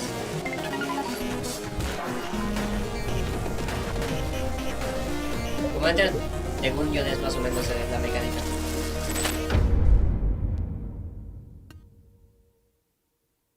11 de julio. My name is Enrique. I'm a solo dev for Neon Blight. Como sabrán, yo he jugado el simulador de capitalismo that I've been creating for the past 4 years. It's been a huge passion project that I've built since I was 17. I describe Neon Blight as somewhat Metroidvania and roguelites. I use the term Metroidvania loosely because it's not a platformer, but it has those kind of elements of an open world map where you explore different areas. That is definitely a bullet hell, especially with the bosses and some of their attacks. You go into a room and then you shoot everything you see without worrying about anything. So it's an open world game where you kill bosses and you go back to the shop and sell guns, items, and anything that you collect in what I call the outer border, which is the big open world combat area. If you survive, you can go back to town and sell your weapons. So the story, basically she's an ex-cop and she becomes a gun shop owner as her retirement, and she's dragged into this bigger than herself story of trying to collect the ultimate weapon before, you know, something bad happens. It's a story that teases a lot of stuff. It makes the player question what kind of world they're in. I think it will lay the grounds for further expansions of the world. There's the main hub called E3n, which is a small town that your player lives in and has her gun shop in. The neon stop, which is where you buy all of your items to put in your shop, couches, display units, anything like that. It's a town where you can interact with NPCs and stuff like that. And then there's the outer border, which is the combat area. It has 7 different biomes in it: an abandoned forest, the lone north I call, which is like a snowy biome, a bunker. You explore different shops, talk to some people. I'd say the combat feels pretty solid. It's fast-paced, it can get hectic. There's a few different mobs. There's one called the Demon Gangers, which is basically your generic pistol, shotgun, auto, rifle kind of group. And then there's the Blight mobs, which is, there's a runner that just runs after you. There's one that kind of has a spore, I would say, kind of ability, where it's just his head bursts. And then there's bullets that fly everywhere. There's robots also. Quite a bit of variety. I'd say Neon Blight wouldn't be the same without the music. Our composer is incredible, and every time they push something out, I'm like blown away every time. On a personal level, it's very much a labor of love, and for the genre of roguelites, the genre of Metroidvania together, and I think that people that like cyberpunk games will find some nice things in my game, especially in the art style and the world that I built, and that my composer has pushed forward with the audio and the music. Okay. Hello, welcome one No se ve mal. Prepare your limbs, contestants. It's game day.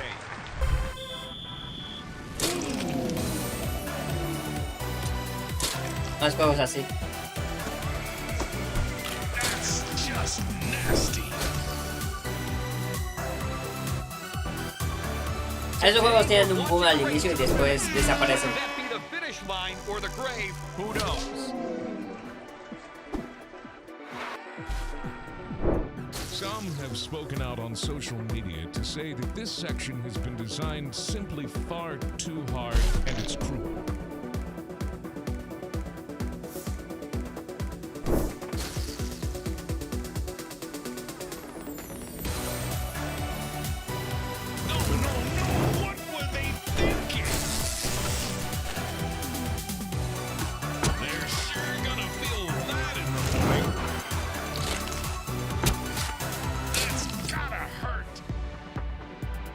Van a ser muchos niveles imposibles. Imposible en el sentido de si no tienen el sistema de Mario Maker.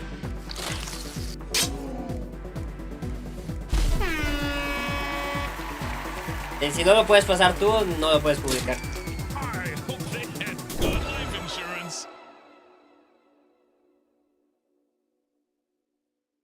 I first started getting into games probably about 7 or 8 years old, tinkering around with game engine. I started putting games on the web, flash games and things like that. I always liked the idea of really silly deaths, characters getting blown to bits in like a cartoony way. It's usually an area of frustration, but when you can see your character's head just flying off and blood's going everywhere, it's like you just got nothing but humour there. Sure gonna feel bad in the morning. I come up with the idea of having like a Ninja Warrior / Total Wipeout death competition. I was actually working 2 jobs at the same time as developing the game. I'd have all these fantastic ideas while I was there. You know, I'd be on the checkout just thinking about Slaughter League, and then by the time I get home, I'd just like, we ended up deciding that this game, it sounds corny, but it's changed my life in that way. Whereas no other game had before. It's just flipped my life to where I want it to be. So to finally be able to do this as a job is just insane. I love it.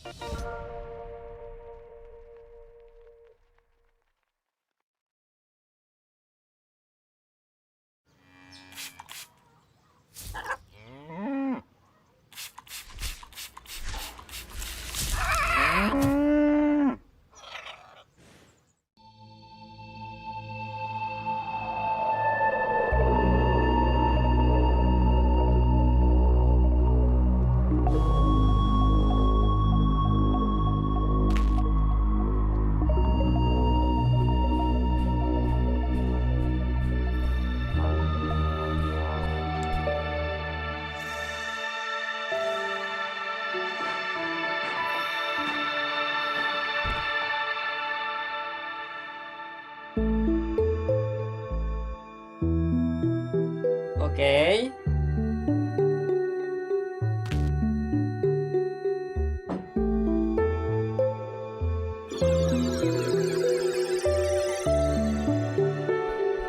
Stardew Valley es paseo. Es que es imposible ya no poder. Stardew Valley tal. Stardew Valley está hasta ahí. Entonces, compa.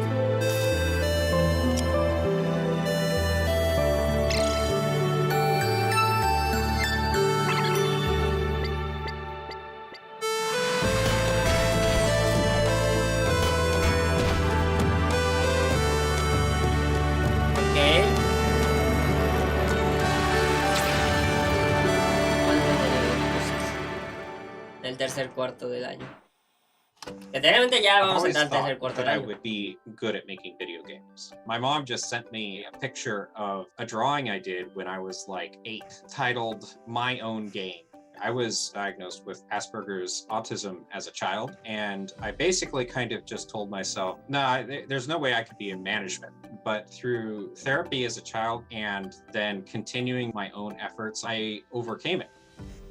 Now I'm doing my dream, doing something I thought I couldn't do. Through this process, I've really learned how valuable people are. There's 20 people on the team. I'm just one of them. And I'm hoping to convey some of that through the game's narrative. You have to have growth and you have to have progress. So for us, with One Lonely Outpost, loneliness helps highlight the value of connection. Okay.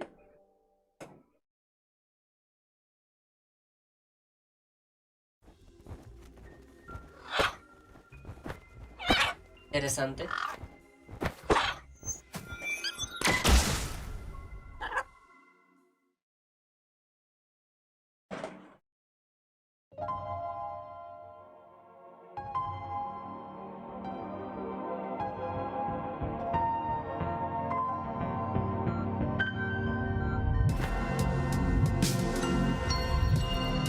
Metroidvania.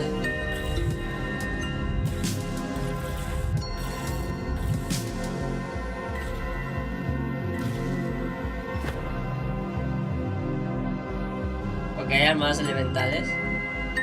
Muy Saint Seiya esas armaduras.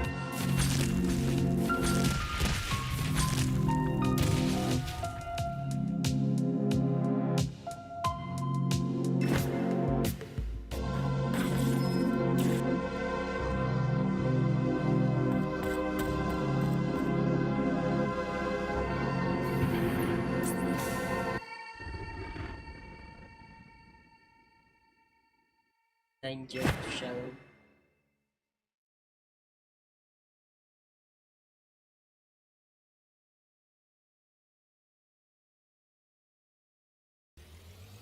Se ve fancy, se ve fancy.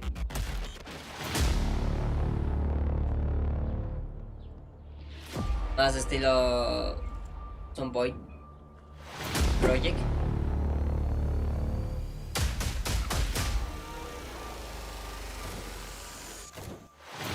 Las zombies, por supuesto.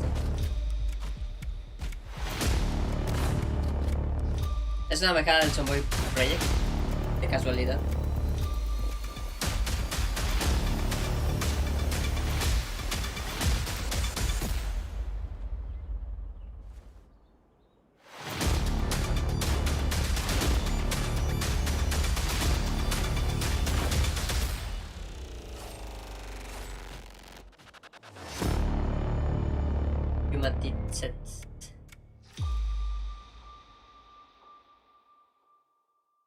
Ok.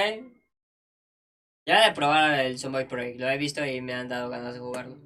Este también va por el rumbo. I'm yours, the lead game designer of Humanity. It's a open world zombie survival game that you can play on your own or even better with friends. We're only actually a team of 3. Well, we're nearly 2 years into development of like the actual game. Humanity's just sort of. Ya de poder más jugadores. Si es un survival así, deberían de poder jugar incluso más. To be honest. Let's think realism, and then can we make it fun?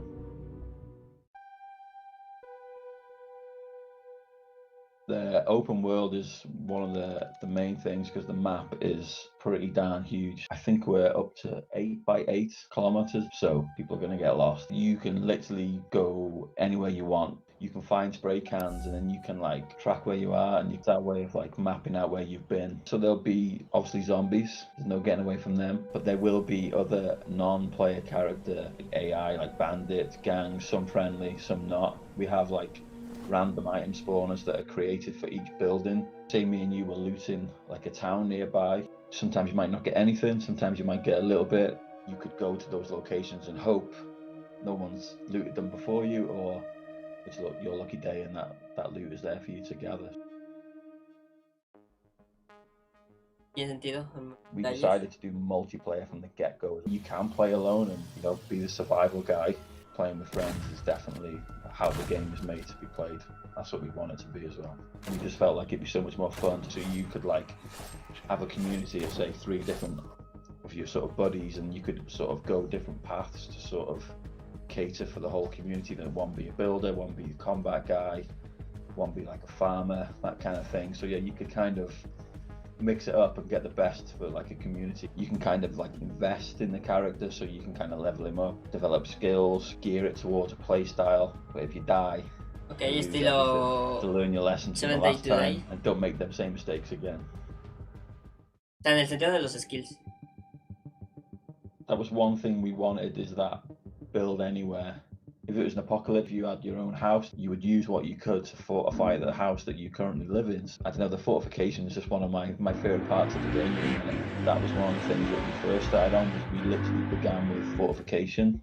And then we expanded to there from like, okay, what if someone wants to live in the woods and just be like a hunter? So then we've gone for your traditional logs, build walls, build fences, basically give the player like freedom to kind of build wherever they wanted. Build in a supermarket where there might be some decent food and like maybe like higher ground. That's what we wanted to do. It's literally freedom of the player. That's like story writing. They can kind of play their own way. Say that I'm proud of like what we've done as a team, really. First game that all 3 of us have ever done. A hardcore survival game that is fun to play. And we hope that our passion for these games shows in our game and people just enjoy surviving in our world. No, me parece interesante. Aún no tiene fecha como tal. Yo creo que a mitad del siguiente año. Yo lo veo.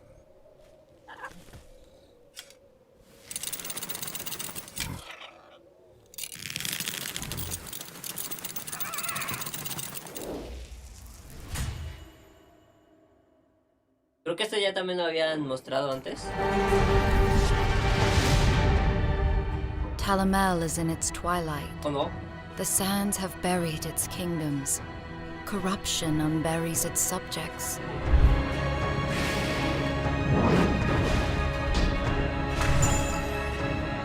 No estoy seguro, pero...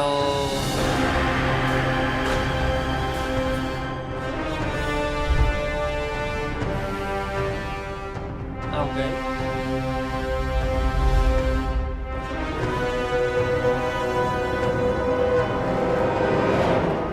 Es un update. Ya sé yo que lo había visto en algún lado, pero no caía bien.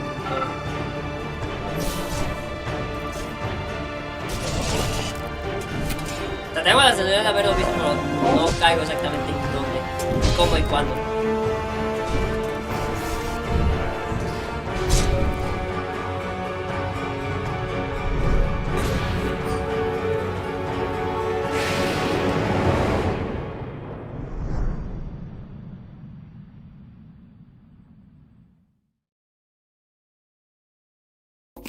Voy a ver cuánto cuesta el Sandos ahora. Porque ese tipo de juegos también me gustan. Los action RPG.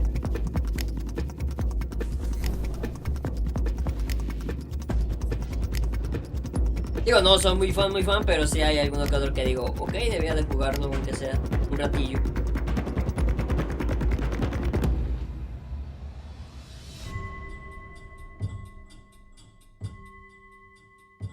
I am Michael Shistik. I'm the art director for Sands of Aura. Sands of War is an action RPG in like a post-apocalypse fantasy setting. You're getting on your sand ship, you're cruising across this desolate wasteland of sand that was caused by this spell plague from ancient times, and the player is gonna unravel and figure out why that happened and maybe what they can do about it. But it definitely emphasizes on action RPG being the difficult, kind of brutal, learn to play it kind of way. You definitely will die a lot. I love a good boss encounter. I love overcoming a difficult situation. And it, for a lot of people, can be very frustrating. But the accomplished feeling that you get from overcoming these challenges, we think is the most rewarding thing you can have as a player. These bosses are like the climaxes of those areas, of those levels. So when you get there, we want them to be these cool, amazing, difficult, and almost cinematic encounters. Well done.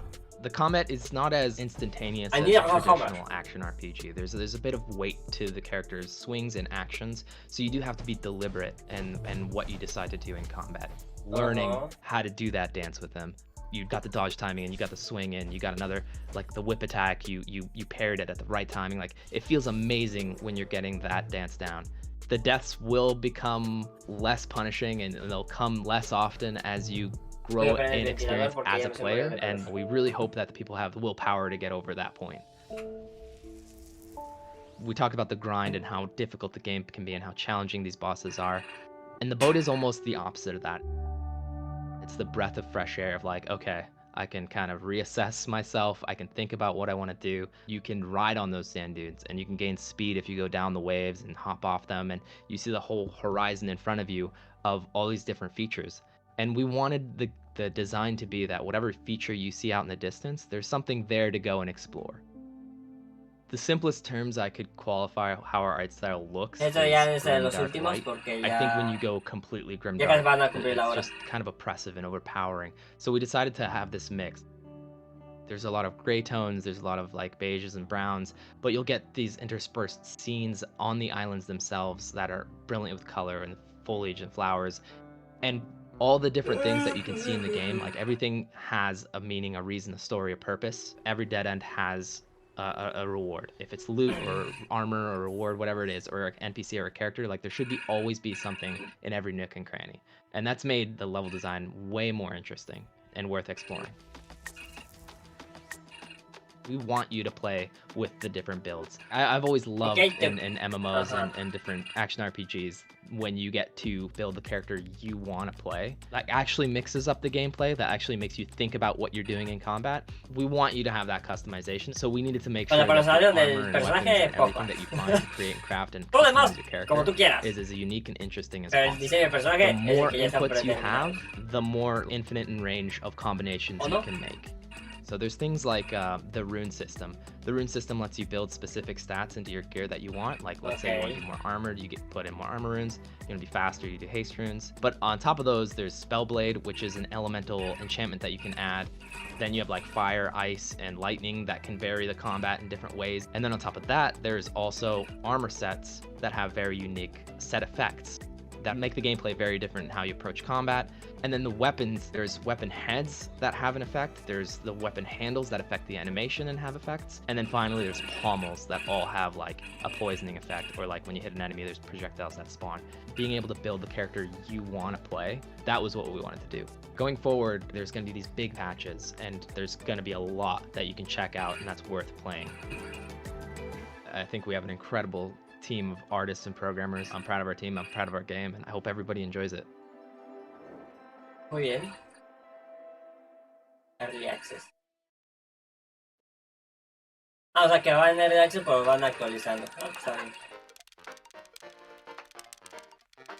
Oye, creo que lo habían presentado en algún otro lado.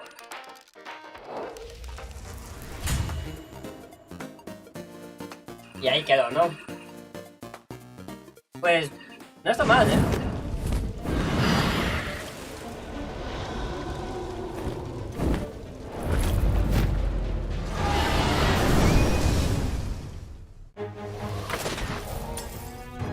Ok. Ah, es el de Giant's Blessing. Otro táctico.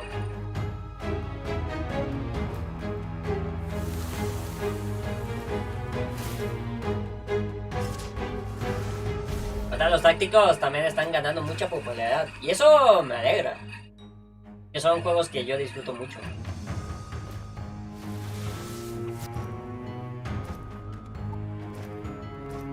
O más bien la comunidad de los que les gusta este tipo de juegos está aumentando. Y eso siempre está bien.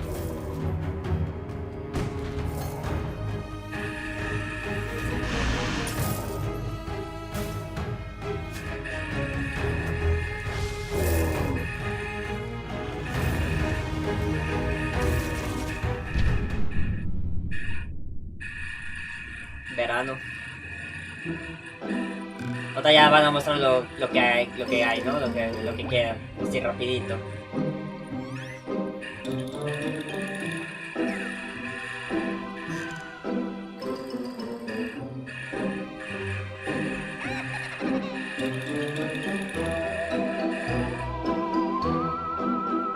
Es muy donde estar.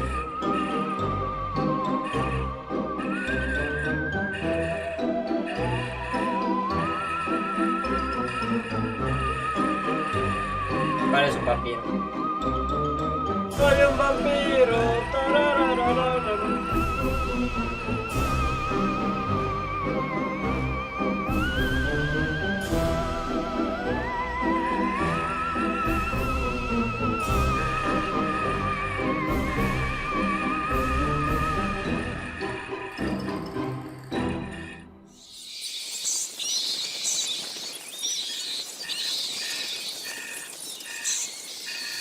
Voltear de Vegan Vampire. Ok. De Vegan Vampire. Es muy donde estar el dibujo.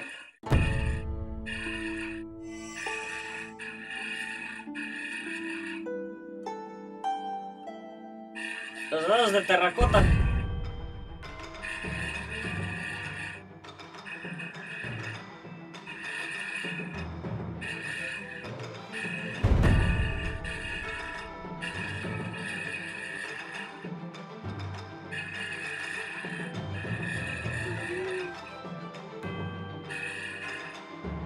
Adorar al líder.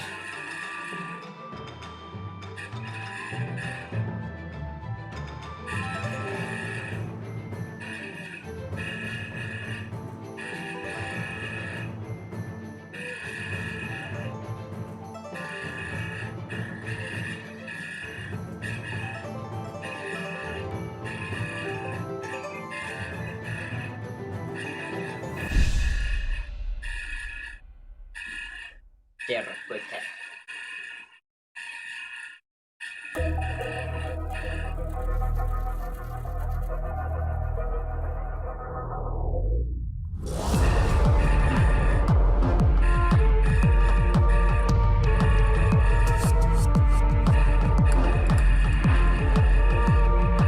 Partidas de ajedrez.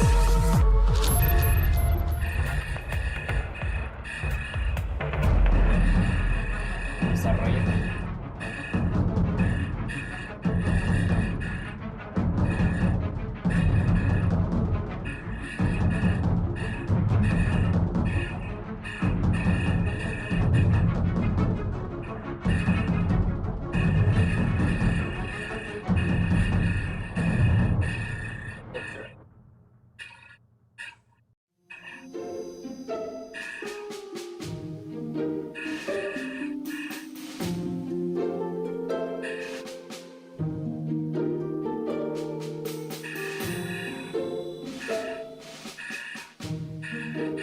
El sueño de colonizar Marte.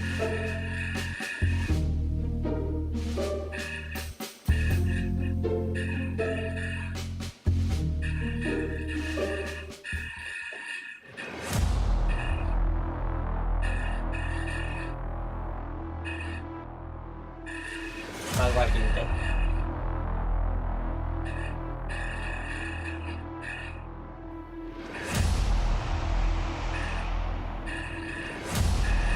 ¿O no?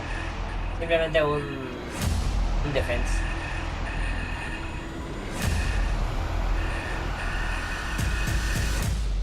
Y son los zombies los que construyen eso, ¿no?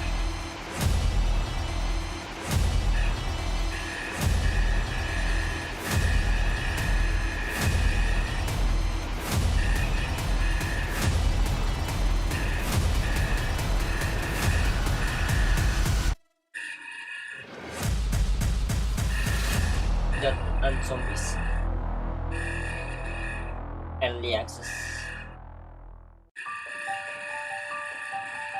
Antes de mostrar es.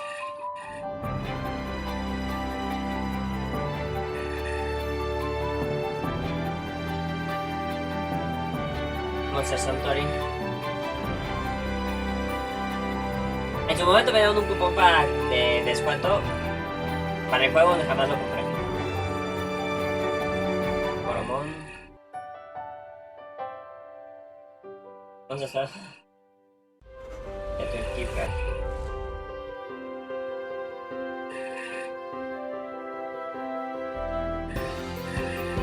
Dragon Kingdom. Muchas.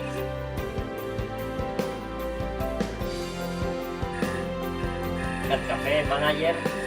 Ese lo había visto ya antes, ya lo habían mostrado. No recuerdo en qué conferencia, pero ya lo habían mostrado antes.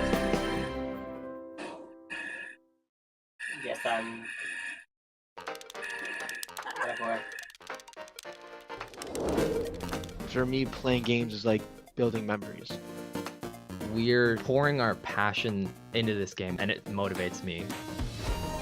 Making the game, it just feels like this surreal experience. I come from a background that has nothing to do with video game development, and now it's my entire life and my new career.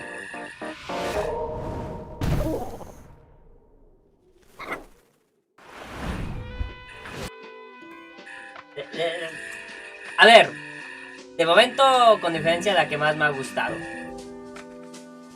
está la de... el de Zero Play estuvo bien. El de IGN estuvo decente, estuvo mostrando cosillas y todo eso. Esta, la de Devolver, siempre han mostrado cosas, siempre han ir a lo que van. Y esta, la de Freedom, no está mal, no estuvo nada mal, mostraron cosillas, no se alargaron mucho con las presentaciones y todo eso, así que... Pero, la verdad es que hay juegos de ahí, salieron con juegos que, digo, me los probaré si puedo, y si los puedo comprar mejor. Así que eso, esta fue la última de hoy. Mañana no voy a hacer porque lo que mañana viene no me interesa, hasta Microsoft y Bethesda, que es muy temprano, así que voy a tener que despertar tempranito, así que eso. Ahora sí, me voy, tengo que hacer mis cosas porque ya se hizo bastante tarde, así que cuídense y se escuadran. Y si todo va bien, nos vemos más al rato con más. Sayonara.